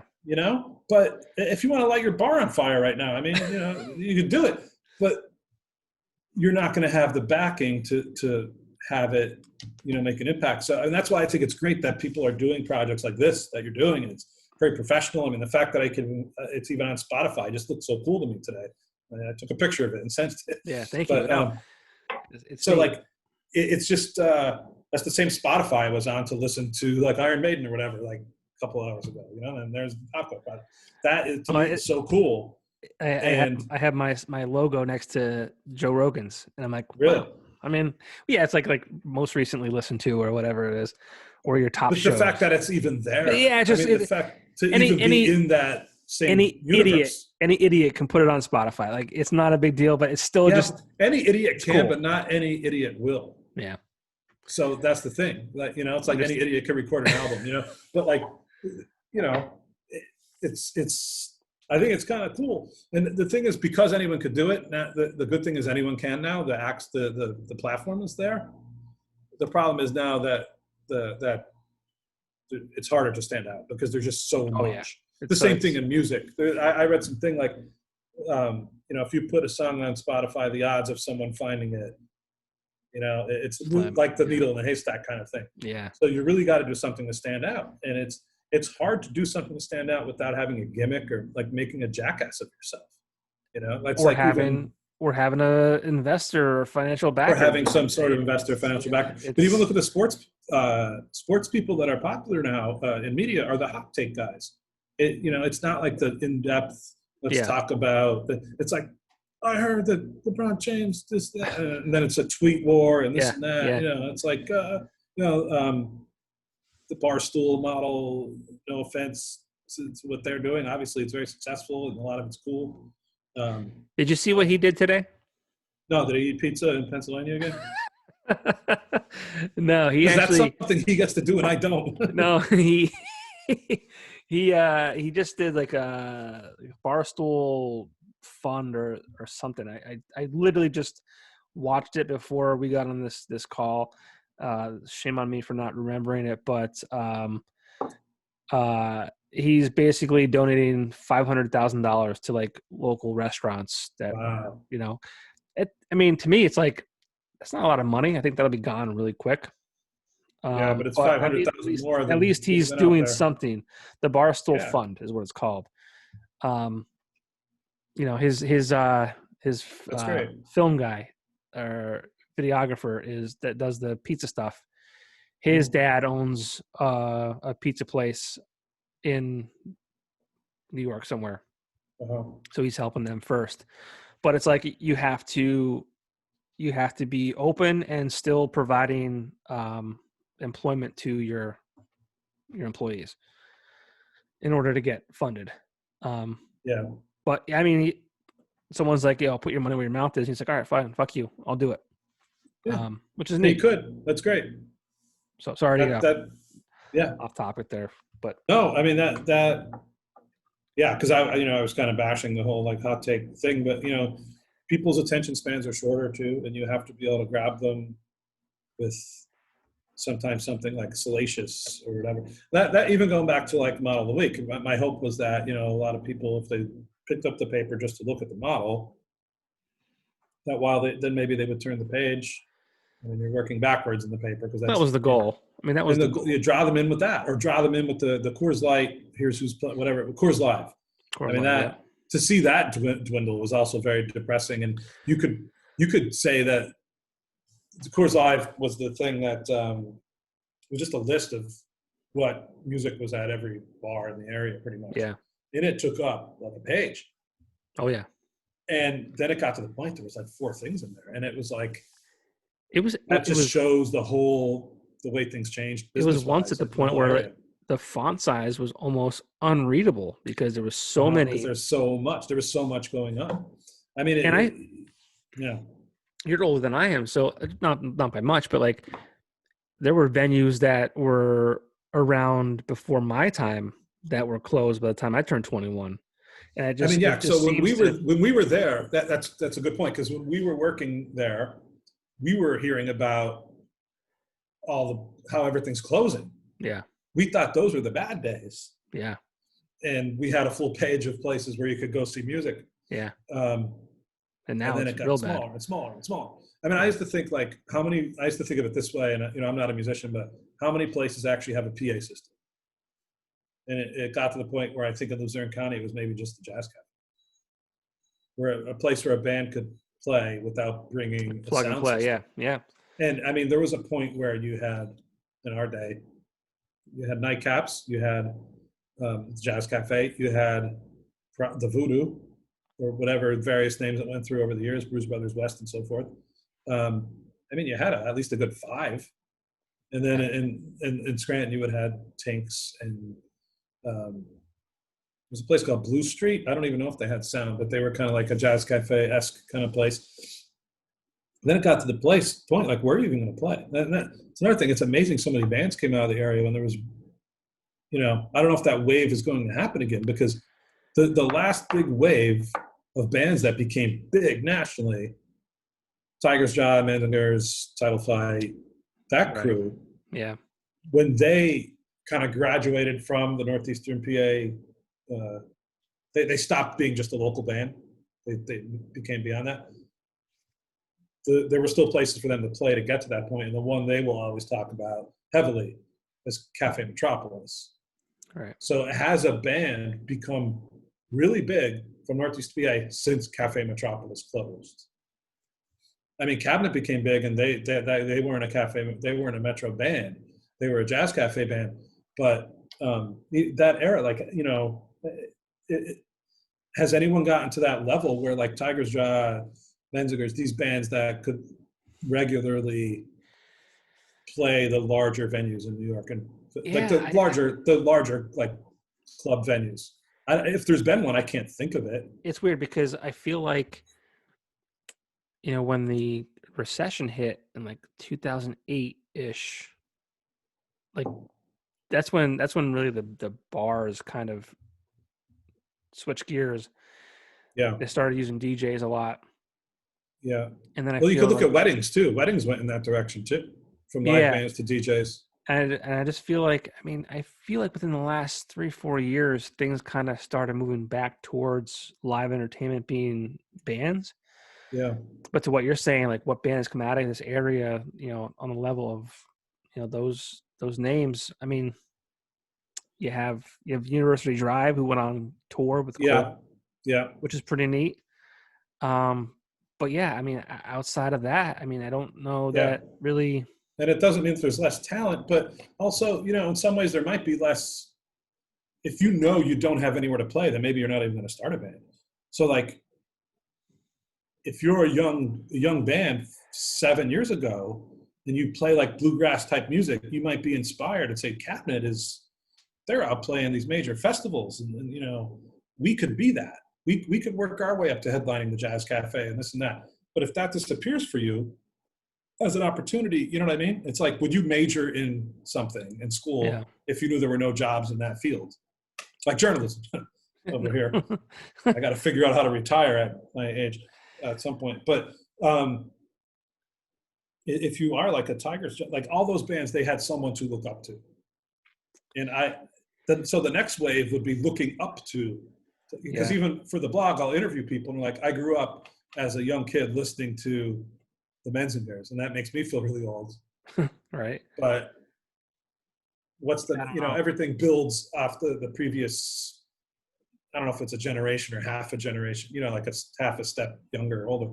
Yeah. But if your goal was to play Metro, and it's not there anymore, or Test Pattern, and it's not there anymore, or the Vintage Theater in Scranton, and it's not there anymore, then what's your goal? Where are you going to play? I mean, I know there's some other places now. There's, what's the place in Scranton that does, there's a V-Spot and there's the other one. Stage West, right. Yeah.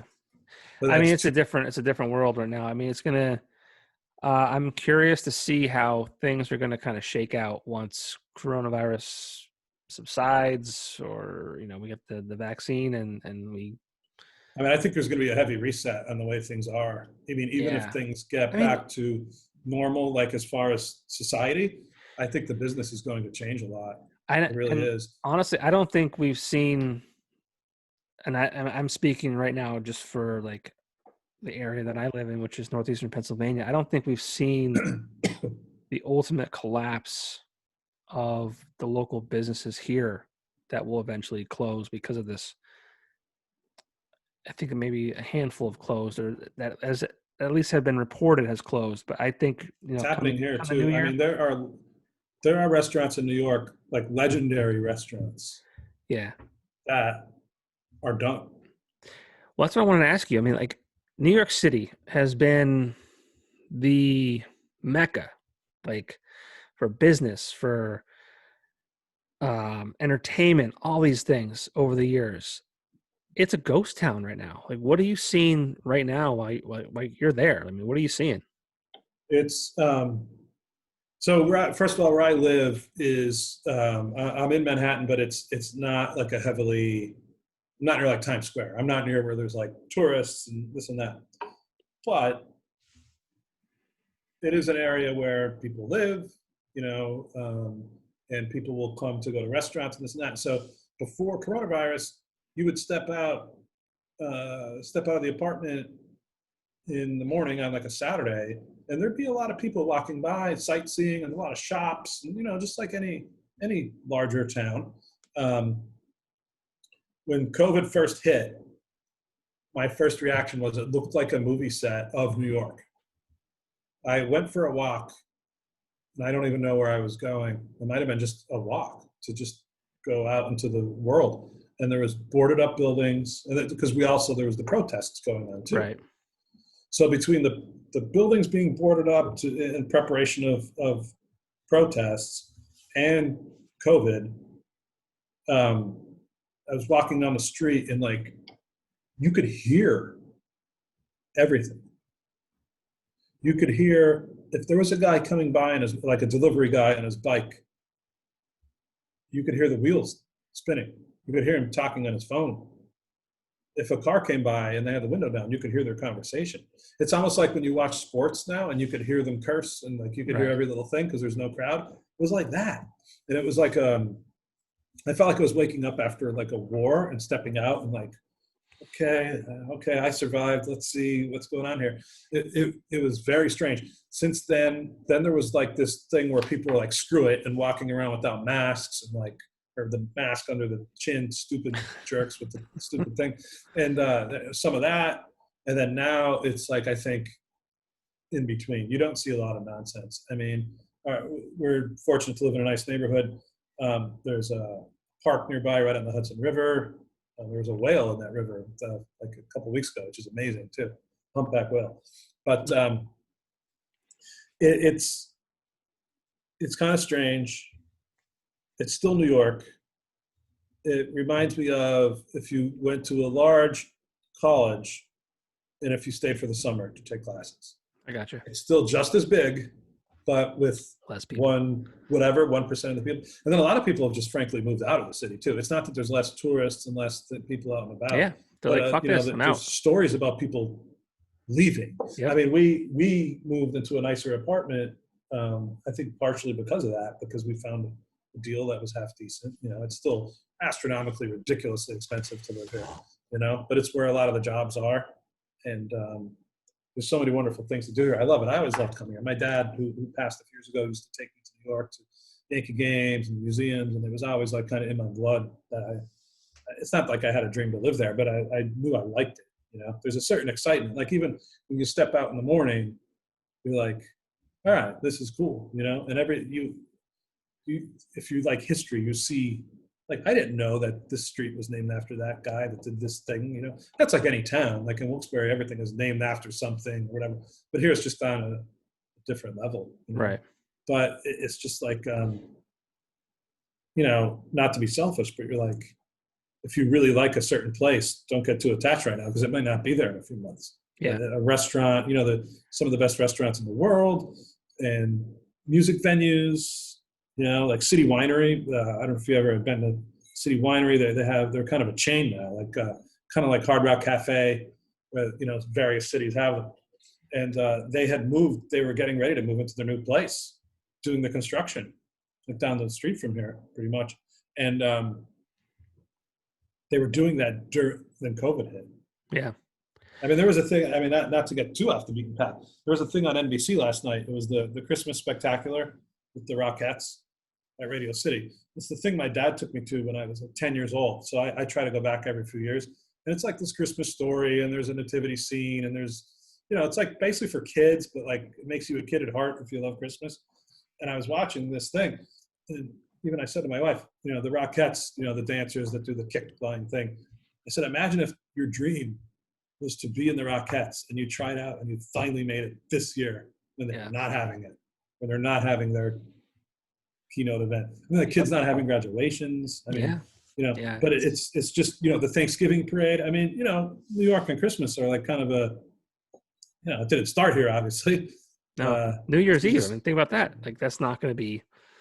Okay, so now you finally came up with something good about coronavirus, that there's not going to be the New Year's Eve thing and Christmas. I mean, if people come to town wearing diapers to go to this thing, then it's not a good thing. You're right. I wouldn't be caught dead. And, you know, it's funny, when you live here, people are like, oh, are you going to the New Year's thing? It's like, why? If someone made me, like if I was arrested and they said, you have to go to this. Yeah. But even if you go, that's when it's really eerie. I don't think I've been like to Times Square, but it's like, I've seen video, just these movies, like, you know, these movies where like almost like an Armageddon type of situation where it's like the day after the bomb went off or everyone died or whatever, but the screens are still flashing and the billboards and everything.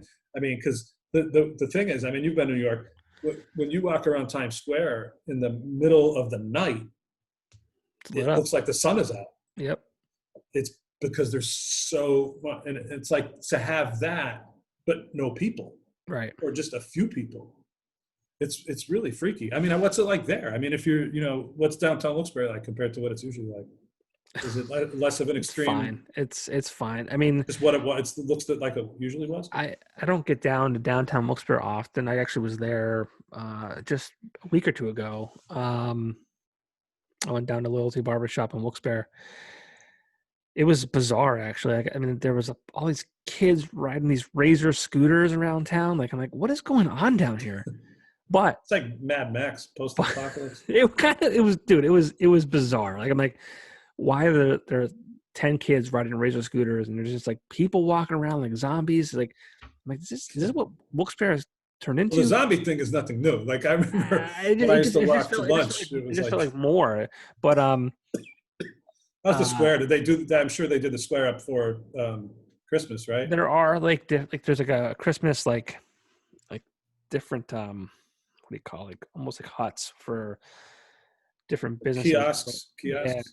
but what I wanted to say was the Dunkin' Donuts in downtown Wilkes-Barre is closed. Like permanently, or Which, just? yes, I think Oh wow. is so, which is scary. Now, granted, it wasn't a location with a drive-through, so that had, Yeah, but it was still a pretty heavily foot traffic there. Yeah, you would yeah, think, but right? also like like you gotta pay to park, and parking is I think Yeah, it's no one's going to pay to park two. at a I, Dunkin' Donuts. I think it's $2.50 an hour or $2 Oh, an hour. It's that's it's ridiculous. insane. That's like adding 250 to your I chat, your check, so your I bill. put in I parked at Loyalty. I put in a quarter. It was 8 minutes. Put in a second quarter, thinking, all right, this will get me 16 minutes. 2 quarters got me 15 minutes. I'm like, how does this work? Usually when you pay more, you get more, like, or you get more. It's like, if I pay, I shouldn't get less minutes. I should get more minutes. What the fuck's going on here? But, so yeah, so that Dunkin' Donuts is closing. Like, so there's a lot going against it. But it's been there for a long time. And Dunkin' Donuts, as you know, probably has more money than God. It was kind of a nice Dunkin' Donuts too. At least the last time I was in there, Yeah, but I mean, I heard there was a certain element that would be yeah, it's just it's element. weird. But so that's the situation right now, which is Yeah, weird. That's that's not. I mean, the major change. I mean, I But remember. outside of that, I mean, I don't go out much. I go to work, I come home, um, I'll go to the store when we have to. Sometimes we get delivery or curbside pickup for groceries. Like Yeah, I'm not scared of the virus. right. I wear the mask and I do all the things you're supposed to do. I'm not Yeah. scared of it, but like if I can avoid it, I Well, will. yeah. I mean, if you could have the groceries delivered and it's not going to cost much more money, Yeah. or you could go to the store and risk maybe something happening, why would you risk it? You know. Yeah. So So to answer that's your kind of the question, way. Yeah. I haven't been out to bars, so I couldn't tell you what that looks like. Obviously now in PA, Yeah. indoor dining is shut. So any bar that was Tell you, doing it's a crazy thing. I would give anything to be in a bar and just like get somebody that I nuts. don't know, like bumping into me and me getting mad at them for it, and like just like I miss like the nonsense of life, like Yeah, the general it's bullshit. Like, I still take the subway once in a while for like doctor's appointments and stuff, and I get to see the crazy people and the whack jobs and whatnot. And but it definitely feels like it probably. I mean, it's got to be the strangest time in this country probably since the World War II. Because I was thinking about like so I didn't live here during 9/11, but I was thinking about like 9/11 was kind of a concentrated attack, and when yeah, it was over. I mean, there could have been a follow-up attack, but it wasn't like. I mean, I don't know if people walked around for like months thinking more planes are going to fly and other buildings. yeah, Uh, it affects people, destroyed lives. It's a horrible thing, but this thing is just more widespread. Like everyone knows someone that either has had yeah, COVID, died yeah. from COVID, lost their job because of COVID, and Well, that's what I mean. Everyone was saying like, "Oh, this is similar to 9/11." I'm like, this is not similar I at mean, all. it's a I disaster. Yeah, appreciate the comparison and the loss of life and how terrible it was, because it was obviously it's a terrible. national. But I mean, this is a worldwide thing, And 9/11 wasn't contagious. right? But You know what I mean? Like, 9/11 was kind of it was focused on and it hit three times. It hit three different times. towns, but like obviously was This is hitting every. There's no town that's not affected right, by it. and So it's like that a bunch brought of us mini 9/11s in that a brought us weird way. together. 9/11 brought us together because we had a This is common driving us, enemy. and this is driving us apart. Right, we had a common enemy that we knew what they were, we knew who they Right, were. So we're right. like, The Red yes, Sox. Yeah, as let's what? the common enemy was the Red Sox. No, I follow you. No, it wasn't that. It was terrorists. So Yeah, so you say tomato, I say tomato. you say- but And so Yeah. we had an enemy that we knew they were like. Yeah, and no one American really people, disagreed about it. There was some, But now it's like we can't see it. We're being told to stay away from our neighbors, right. our families. And there's not an easy thing to say it was this guy's fault Yeah, or this you never know. This problem's fault. And also, like, I think with 9/11, there were conspiracy theories like, oh, it didn't really happen, but There's those to were this day. nobody really. They didn't go anywhere. Those theories didn't have legs. Yeah. That's like saying school shootings didn't happen. But now conspiracy theories are, I mean, I was at the physical therapist the other day for my foot. This is a minor problem, but two of the physical therapists, so they're talking to each other, and I'm the only patient at the time. Are you going to get the vaccine? I don't know. I think I'm going to wait. And I'm like, my face is down because they're working on my foot. And I'm like, well, Bill Gates is putting the microchip in there, the tracking chip. Good. These same people have had this is a tracking chip. You've had it your whole life. Exactly. It's so funny. I've run into people who have said like, oh, I don't want to use the Roundup for the weeds in the yard because, they're saying it causes this, it causes that, and it smells bad, blah, blah, blah. Same person. Outside. Cigarette breaks. All day long. Mm-hmm. People are funny, man. People are funny. People don't realize what hypocrites they are. I'm sure we all do it. We all say things that don't add up. Here we are. Probably do it all day. Here we are. Yeah, yeah, but we know what this is. Like, if you drink like a fish for 30 years and then they tell you something happened, you're like, yeah, of course it did. You got problems with your liver or something. But the conspiracies, it's just, why would Bill Gates? Bill Gates is retired. He's running a foundation. He doesn't even work for Microsoft anymore. Yeah. I mean, maybe he's on the board or something. I don't know. And so he wants to control everyone with a microchip. I mean, it's like the QAnon. That's my favorite. The QAnon is the best. The Satan worshiping, drinking the blood of babies. Oh, that makes sense. Yeah, sign me up for that. Yeah. Well, what I do want to, if you can do anything for me, Mike, I want you to get the religious guys trying to like push out COVID and oh my God, I want COVID-19. Yeah, that guy. COVID-19. Kenneth Copeland. Not that guy. Kenneth Copeland. You want the sidekick? And he's a millionaire. Praise Jesus. Praise Jesus. That guy's a millionaire. I want his sidekick. The guy. The sidekick is awesome. He's the Ed McMahon of the religious world. He looks like every moment of his life he's going to just break out laughing. How could you not? Somehow he's able to keep it together. You should have him as your guy. I want to talk to him. You should have him on every podcast in the bottom corner, and everything you say, he just goes, "That's right." Praise Jesus. For anyone listening, Mike and I are doing the hand, the praising, Kenneth Copeland, the heavy metal remix. Oh, it's brilliant. I mean, I hate the internet and I love the internet. And then he blows. Yeah, I blow the wind of God. That guy, Kenneth Copeland. Did you see the one where he's the woman's interviewing him in front of his car? No. And he's like, "Oh, beautiful!" Like he's calling her, and he's leaning in his eyes. Oh, jeez. He's a national treasure. He's a national loaded. Treasure. Of course he is. Oh my God, it's guys have. I mean, me and my dad used to talk about starting some sort of crazy church because it's like you're tax exempt, right? And people just follow you for no reason. They don't even need to make sense, and they'll still follow you, right? Oh, the less sense, the better. If you do make sense, you probably go out of business. If you could find a way to capitalize on the stupidity of the public, I mean, I really, in some ways, I really don't fault you for it. You know what I mean? Yeah. Like if you get people to believe that this or that, and they donate money to you, like you're just taking what's out there.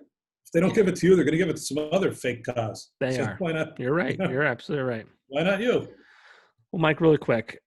We talked about pre-weekender. We talked about weekender. Yeah. We talked about post-weekender. We talked about where you currently are today. Right. We did not talk about the fact that you got married this year. Yes. Congratulations. Thank you. I think you rescheduled it twice and then eventually canceled it. Yeah. I almost can't remember at this point. But yeah, we were supposed to get married actually in Wilkes-Barre, and but Audrey and I we got we got married in New York at people say you go down to the courthouse. It's a government building. It's not technically a courthouse. It's I forget what it is. It's like one of those buildings you see on SVU, and you stand in line and you go in and Next. yeah, pretty much. But it was nice. They take you into a chapel and But the thing that I thought was funny is like the woman that do you take this better or worse and all that business, and then as soon as you both say yes, she goes like this, and it was like so. I'm like it was so efficient. Hey. Yeah, but so we did that in case stuff was going to shut down. Sure. Which it did. But we were going to have our wedding in Wilkes-Barre, and this has happened to so many people. I know. Our friend Matt Morgus was supposed to have a nice wedding in Philly. Well, I wasn't invited to his wedding, so fuck Matt Morgus. Fuck you, Matt Morgus. Yeah. We were supposed to have our wedding at a place that maybe doesn't exist anymore. I don't know what's going on. I know. I was excited. You invited me. I was like, yes. It's like my wife and I. We have a kid, so it's like. No, you said you're gonna be able to make it. I'm like, this is great. People. I know. I was gonna see you in person. And then this happens. But you know what? The thing is, like, coronavirus is killing people, and it hasn't killed me, and it hasn't killed anyone in my family. And maybe by the time you put this up, maybe maybe I'll be dead from it. Who knows? I mean, it's crazy. But it's one of those things. Somebody taught me once too, like, I was like, oh, I feel bad feeling bad about something in my life because other people have it worse. And they said, well, just because other people have it worse doesn't mean you can't feel bad about something going on. So it's okay to be disappointed that you didn't have a wedding, even though that's nothing compared to, you're reading these people dying alone that can't see their families and in the hospital. And then there was a thing on CNN yesterday, this doctor killed herself, because she just imagine seeing that every day. It sucks for these moments that probably like war. It's probably like war. Yeah. Well, it's obviously it's a terrible situation. Like, you can't compare a loss of life to a missed moment, right? To anything else. To anything. Right. But it sucks for moments like, you're supposed to only get married once. So people get married that way, and it is what it is. Yeah, people that's graduate gonna be the high memory. school. Like you're gonna look back on an actual wedding day. Yeah. For the rest of your life. Yeah. And I'm gonna look back on what could have been.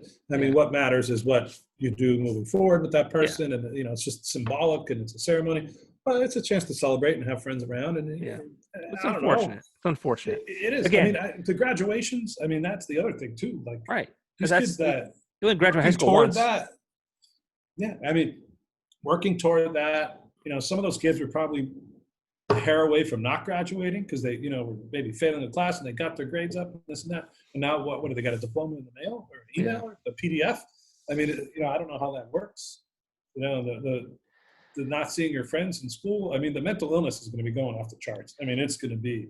Yeah, it's. I'm thankful that our son is young enough where he hopefully if this ends within the next year he won't be. It'll just be like a blip on his. He won't remember. I mean, he'll remember. Oh, mom and dad were home more often. It was annoying. They were already always in my face. Yeah. How old is he? He'll be 3 in 10 days. I saw he had his first dentist appointment. I saw that on Instagram. He did. Yeah, he's been a lot of fun, man. He's. That's great. That's just amazing. I can't imagine even. Having the child to take care of? No, not just the responsibility, but your life just. Oh, I gotcha. Changes, the minute that. It's. That in your life. I was always on the fence. Like, if we have kids, great. If not, that's cool too. We had a lot of my wife and I always were very social and had a lot of fun together. I went to a lot of shows and I remember before we even started thinking about having a kid, we're like, do we want to give this up? And I remember looking at each other Yeah. in a car. We were actually going to a friend's party at their house. We were actually outside their house. And we were like, do we want to give all this up? And she looked at me and said, you know what? I will regret it when we're 55 or 65 or whatever, and not having a kid. So, and I was like, you know Yeah. what? I agree with that. It's one of those things in life where there is a clock on it. Yeah. Like you could decide if you want at 70 that you want to go to college. I didn't get the chance when I was younger, but just the way biology works, you can't be like at 75, like, okay, I'm ready now. It's like, well, Yeah. I mean, there is adoption and all kind of things, but yeah, I mean, that's a major, I mean, I can't even, I know enough to know that I don't know what it's like. That it's for every decision I made in my life or responsibility I ever had, it never involved kids. Stakes were never that high. And it's not, and the rewards of it, I can only imagine, are unbelievable too. It's life-changing. You don't never know. Like, it's weird. There's people who don't want to have children, and I will never tell them like, oh, you're missing out. Like, that's your choice. You got to do it. Yeah. I mean, it's not for everyone. It's not. I mean, I know how I feel after having a child. I've said this before on several different podcasts. We've had issues having a second. My wife and I have experienced 3 losses within the past 12 months, which has been an absolute nightmare. And it's funny too, because like you spend all your younger years to avoid getting pregnant. That's funny. I never thought of it that way. No, it's such a science thing. It's like one thing I always say, because like you have like a window of like 3 days really to make this happen, right? And it's like, how are these people who have a million kids having all these kids? They must fuck every day, multiple times a day, just to like. It's like, I don't know how it's like how accidents happen. I understand they do. I'm not saying, but for that many to the same people over and over. I mean, I know several people that have had accidents, and again, they're very happy. Their children are awesome. I'm not knocking that scenario at all, but I'm just saying, like, you had and also my wife and I have no trouble getting pregnant. We experience losses after the it's down the road. Yeah. So, I don't know where we're going with that, but yeah, it's talking just about fatherhood and life. And I mean, it's just, yeah, I don't know. And I think this whole coronavirus thing is making people think more deeply. I mean, first of all, you have more time. You're at home more. Yeah. And you're people, I think we're all becoming more like introspective. So like even this, like talking about, I mean, we went from talking about our jobs to talking about, life and death, babies. This is what I wanted to do. This is exactly what I wanted to do. I mean, it's just stuff that I think you have more time. And when you sit around with nothing to do, there's usually not just blank. That's why it's hard for some people to fall asleep sometimes, like me. Yeah. It's you don't just go, okay, blank, everything's blank now. It's like all these things. And if there's people drink. Well, yeah, there's that too, to help fill that space. I mean, or to just or worse, or people get into all kinds of stuff, and and that's one argument people are making about reopening everything too, is like, oh, the casualty we're going to have of mental illness, and alcoholism, and drug abuse, people are on. But I mean, you're already predisposed to that, so like, no one's going to like just start doing heroin because they're home all the time, It was already, there was something going on there that was, but I mean, that's, I mean, right now I think people are just reevaluating. People are picking up, they're moving, people want to live out in the country, or they're planning for the next, it's like the doomsday preppers. Yeah. Thing, I mean, there's going to be people now preparing for the next pandemic. I mean, oh yeah. Well, it's funny too, because when this first happened, I was like, oh, we need to live smaller. We need to like, make sure like, we don't need all this stuff. And then 4 months into the pandemic, we bought a bigger house. Right. I don't know. I mean, granted, it's like, it's nice to be, we were home more, and the yard is more conducive for children. And yeah, it's not like we just did it for fun. It was There was reasoning a behind strategic. it. Yeah, it was for a purpose. But Yeah. What neighborhood? What town are you in again? I'm in Duryea. Okay, that's a good spot. I mean, Well, I mean, we were in Duryea. We just moved to a better part of Duryea. the Beverly Hills up there. Yeah, Beverly, yeah, basically, yeah, Duryea Hills. yeah, Duryea Hills. I mean, people I Duryea see, Hills. uh, That's where I wanna be. there you go. You should sell that. I mean, I see Will Beekman's got a house in the process. It's maybe close to being ready. Yes, he's a And, neighbor of mine. Yep, he's. oh, okay. I feel like I can see him. I need to get some binoculars, but like I think I could see him through. So I got some binoculars. I got binoculars for bird watching as an early Christmas gift. They're amazing. They're amazing. Yeah. So we went down, looked across. It was either a river or a bay or something, and I was able to read what was written on the side of the vans that were parked in front of people's houses. Oh, amazing! You can do some damage if you want to. Look places you're not supposed to, but it's pretty interesting. Yeah, I feel like I made it if I'm living in the same development that Will Beekman's living in. So yeah, he runs the arena. I mean, I know. Yeah, well, it's weird. I kind of I kind of miss him being at the Kirby. Yeah, well, I mean, it's like the I just arena's missed a bigger both those deal. venues, man. I missed both those freaking venues, and I was so excited. I know he was excited because, like, it's like he went from the Kirby to the arena, and then all these shows and then this happened. started popping up at the arena. We had Tool set up for the arena. Tool would have been the Bonkers. Bob Dylan. Yeah, been a big show. And Alice Cooper. Yeah, and all of it ruined. And then all these other shows, I'm sure they had like, monster truck stuff or whatever. Yeah. And every day in my inbox, probably you too, I'm getting emails about canceled shows at the Kirby Center. Yeah. It's just like. And I feel bad because even like, Will left, and then his people behind him, Drew and Ann Raldella, and Lindsay, I think her name was, like they were like set up to kind of like, move things forward and keep it going. Absence, and they were great. They've been there forever. I was excited for their, opportunities. And then what about and then Carl Hall? I mean, what about that? I mean, that's I mean, at least they had a few years under their belt to keep it to get where they're going. But I mean, that's a sad situation too. Yeah. I mean, when things reopen, what's going to be there? I mean, if something like the Kirby Center shut down, I mean, I'm not speculating. I haven't heard anything like that or don't know anything. I mean, that would be a blow. That would be terrible. Just a huge blow because it has history.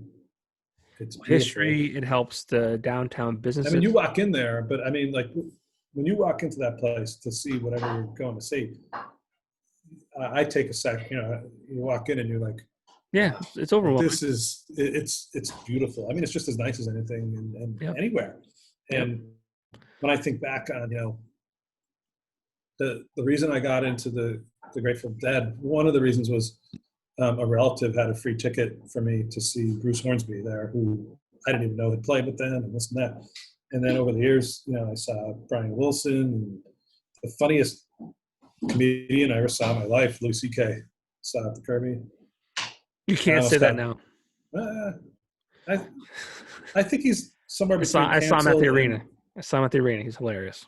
Yeah, and then I saw him again. At least he asked. I mean, I'm not going to get into that. But Bill Maher, I took my dad to see Bill Maher at the Kirby. Okay. Jim Gaffigan, Bill Cosby. Saw Bill Cosby. Oh. that one bothers me because I got to interview him and I had a cover story of Bill Cosby and I can't even use it. And Louis C.K. 2 cover stories, great clips for my portfolio. Can't use them anymore because of what they did. Unbelievable. Bill Cosby even told me he eats Abe's hot dogs. He whispered, "My wife doesn't know because he's not supposed to eat them." Do you think he's full of shit? Because there are people in this area, this market, who think that, they're told in an interview that they love Wilkes-Barre or they love NEPA. They think that they're not pandering to. He was so sincere that I happen to believe him. Okay, all right, but that's fine. What bothered me though? What bothered me is he told me that he eats Abe's hot dogs, right? Because he got real quiet. It's like it was actually the Kirby told me, like, we heard he eats Abe's when he comes to town. You might want to ask him about it. And I said, Mr. Cosby, I heard this thing. Might be nonsense. Might be true. when you come to Wilkes-Barre, you always eat Abe's hot dogs. And he goes, I have to be quiet because my wife can't hear this because I have high blood pressure.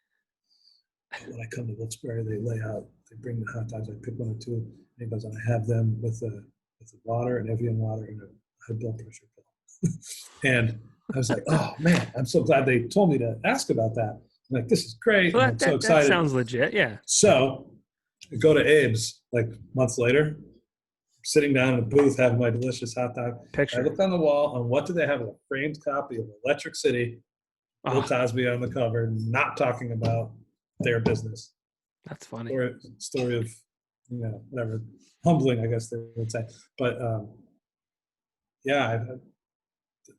the real tragedy of those two guys is that I can't use those stories anymore for my portfolio.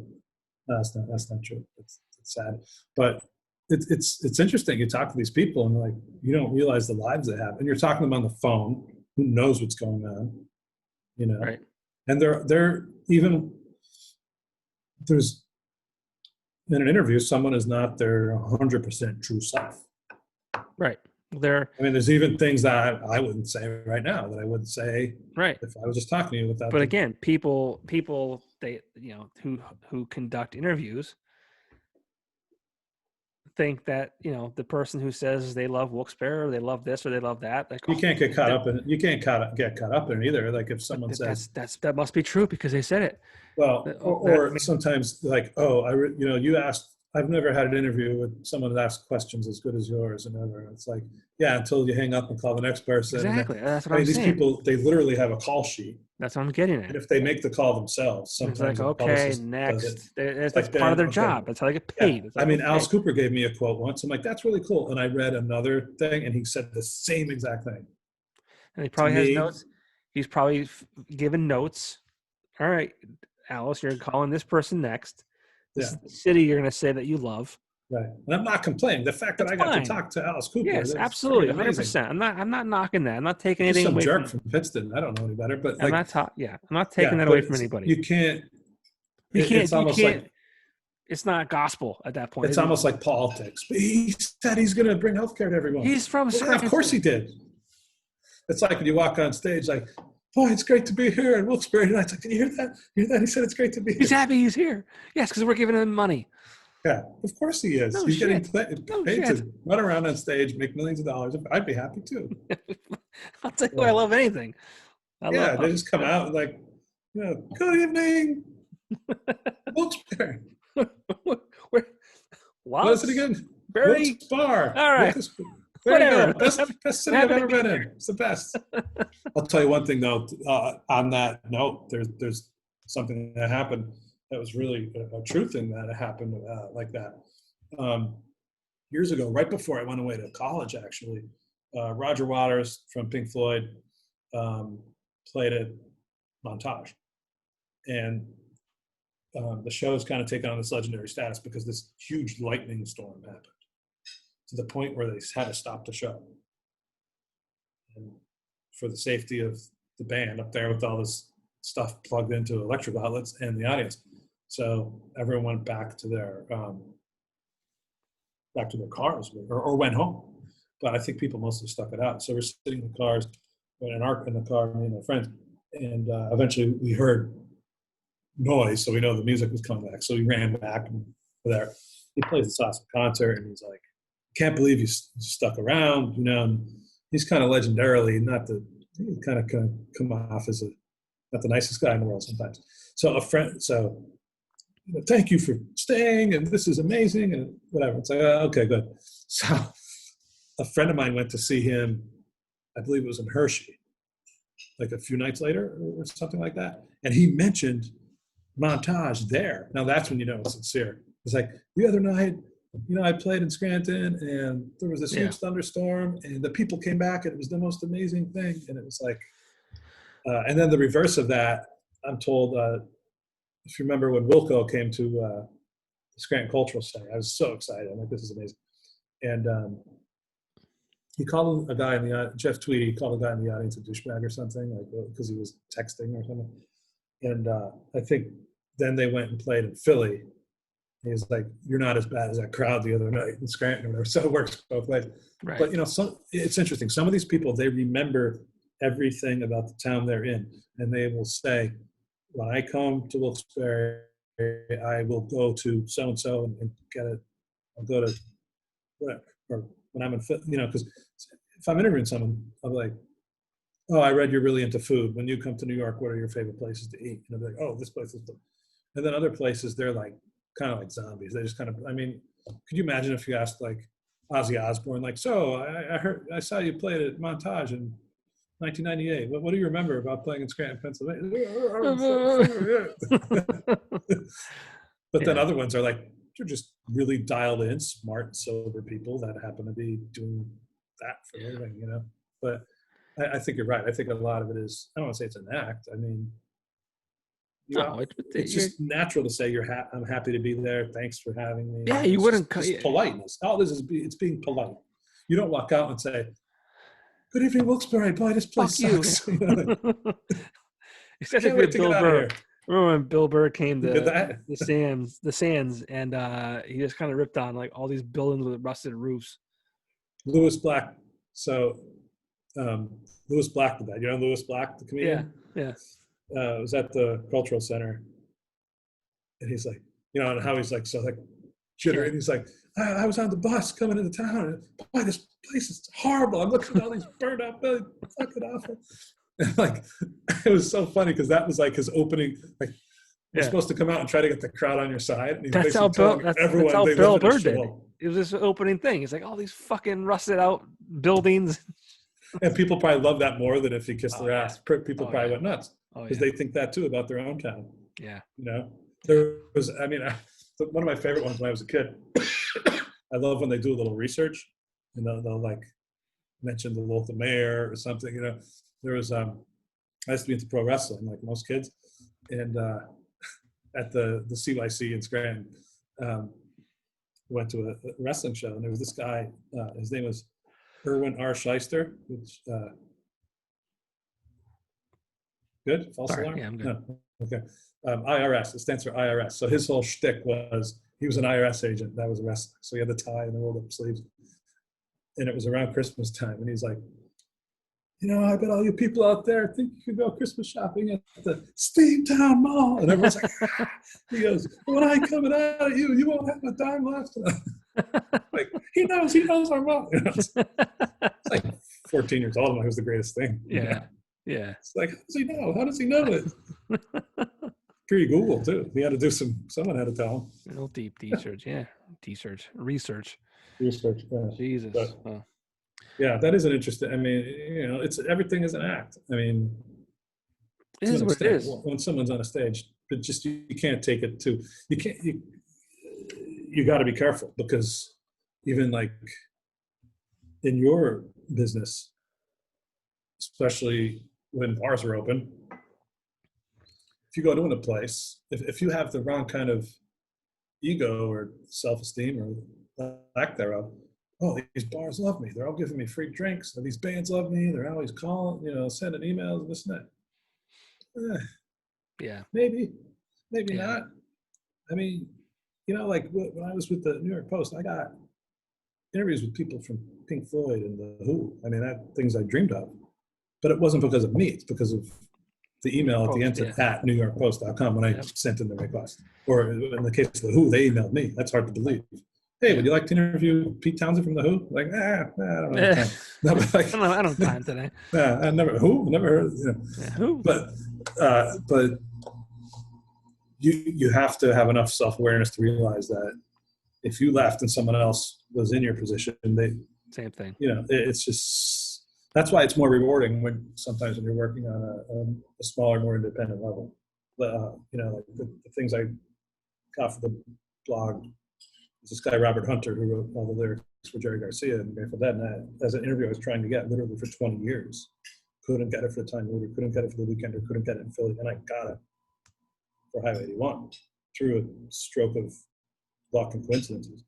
And that was like the big get for me, partially because it was for my own thing. It wasn't because they said, we have to do this because it's Rolling Stone or whatever. It was, but it was nobody.com basically, and that's like,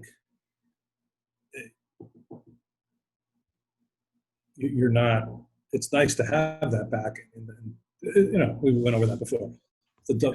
It's nice to be part of that system. But even, I told you I work for Fox, you get people will call you back if you leave a message. Say I'm calling from Fox News, or I'm calling from the New York Times, I'm calling from CNN.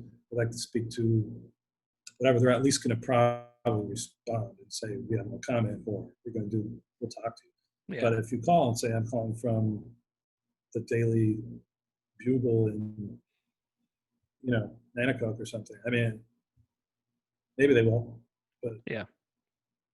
Sometimes it's the brand and not you that's getting it done. 100%. And you just can't get too caught up in those things, because you can drive yourself crazy. You know what I mean? I got to meet, members of Blue October, and got to, the lead singer, who I love that band, and the lead singer, I got to introduce him on stage at the Kirby Center, and the guy that, the lead singer, Justin Furstenfeld, saw that I was nervous. I was shitting my pants all day. And he came up to me, gave me a hug. Guy walked up to me, gave me a hug, and said, "Hey, man, you're going to be great." And I was like, "Holy shit!" Like, that never would have happened if I wasn't in the situation that I was in with, Alt 92.1. I would never have had a radio show. Granted, I'm disappointed that it's over, or on hiatus, but I'm so thankful for what it's, given to me. Same with the Weekender. I would not be where I am. This is good. I would say given to you isn't the right word. It was an opportunity that presented itself, and you grasped it. You took it to heart, and But I think to wrap things up. You have to be in the right place, right time, but you actually have to do something about it too. Yeah, so to wrap things up, give yourself some credit too. Thank you. Yeah, to wrap things up, I think, if it wasn't for the Weekender, and that's one of the reasons I wanted to do this and reach out to these people, because I know that the Weekender, regardless of how things started or ended, it had a huge impact on their lives moving forward. And absolutely, I'm so thankful for that moment. I'm so thankful to have met you and to continue to call you a friend and a person that I still talk to, a person that, I can reach out to and say, "Hey, I wrote this up. Can you give it a quick look over?" And without hesitation, you. I think it's great that you're doing this. And like I said before, I don't feel that type of connection with anywhere else that I've worked. Yeah. I don't know if it's because I was there 4 years, and sometimes that's kind of longer than most places I've been, just because of the way the business is. But I think we were almost in a way like thrown to the wolves in a way, and like, okay, figure this out. Yeah. Like you kind of said. And I think it's really cool that you're doing this. I'm looking forward to hearing some other people's takes on things, because I think everyone's going to have very different experiences to talk about.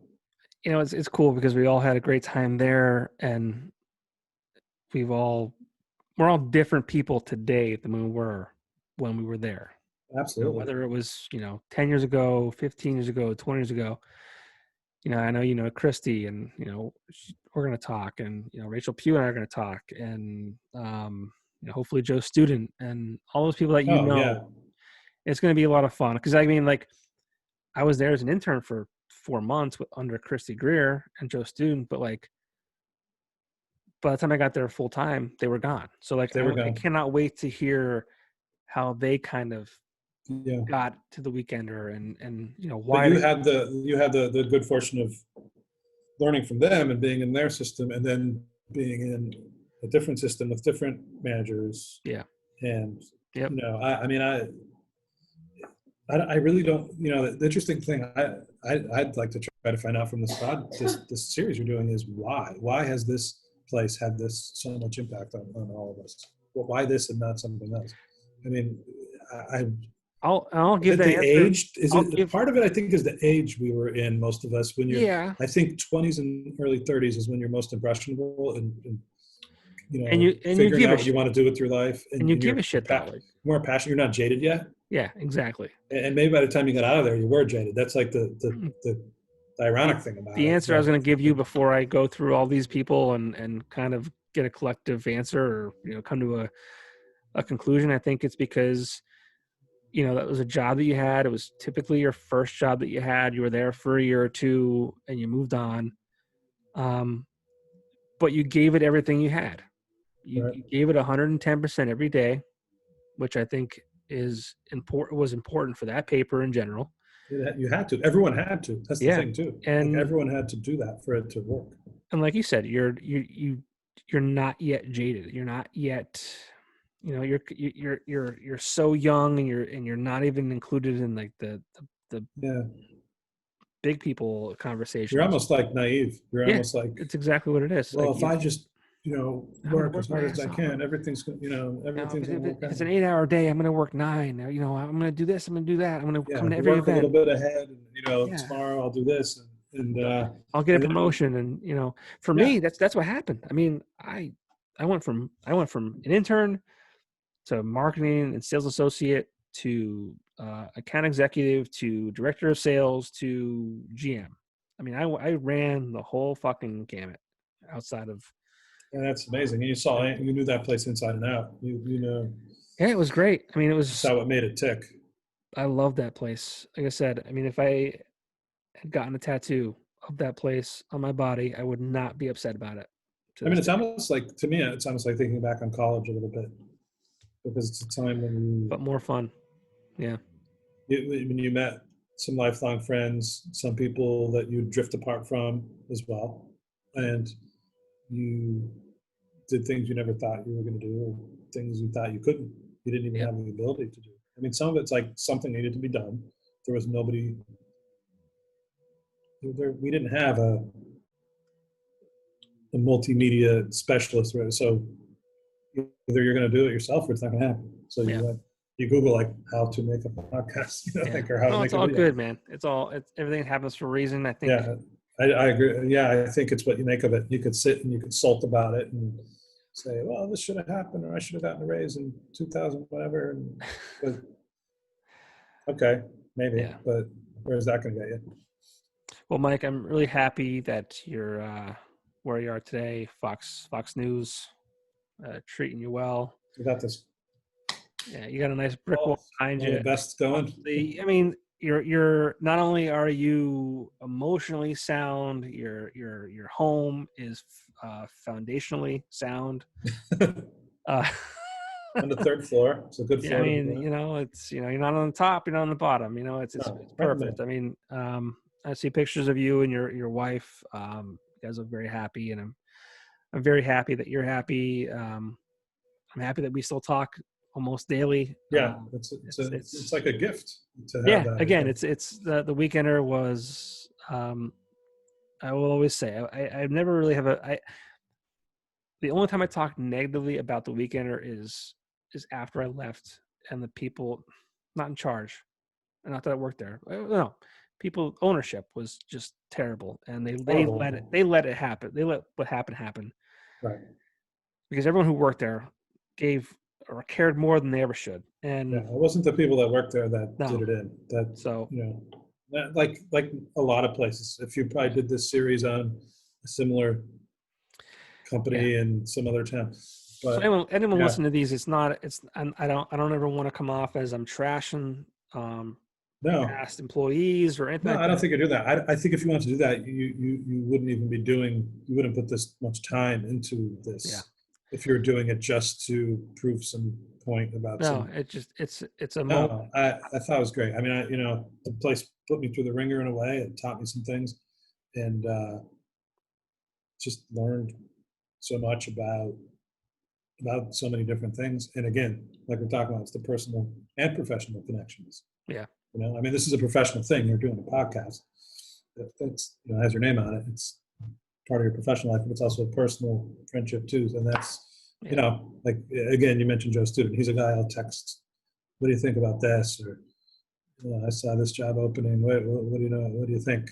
Nikki all the time sending back and forth ridiculous jokes. She lives down here too. And she's been in New York longer than me by couple of years Yeah. and doing well. You know, it's No, I'm good to see excited. I'm everyone excited do for the well too. series. I'm excited for the series. I'm excited to reconnect with people that I haven't talked to in a long time, and I hope that everyone that's listens or watches these is just like reminded of what a great moment that it really was. So thank you Yeah. for being part of it. Thanks for having me. It was great to look Yeah. back on some of these things. Yeah, so I will let you know when this will go up. But again, I do appreciate taking the time, and we always talk. So I'll talk to you definitely soon. Yeah. Excellent. Well, thanks again. All right, man. Thank you. All right. See ya.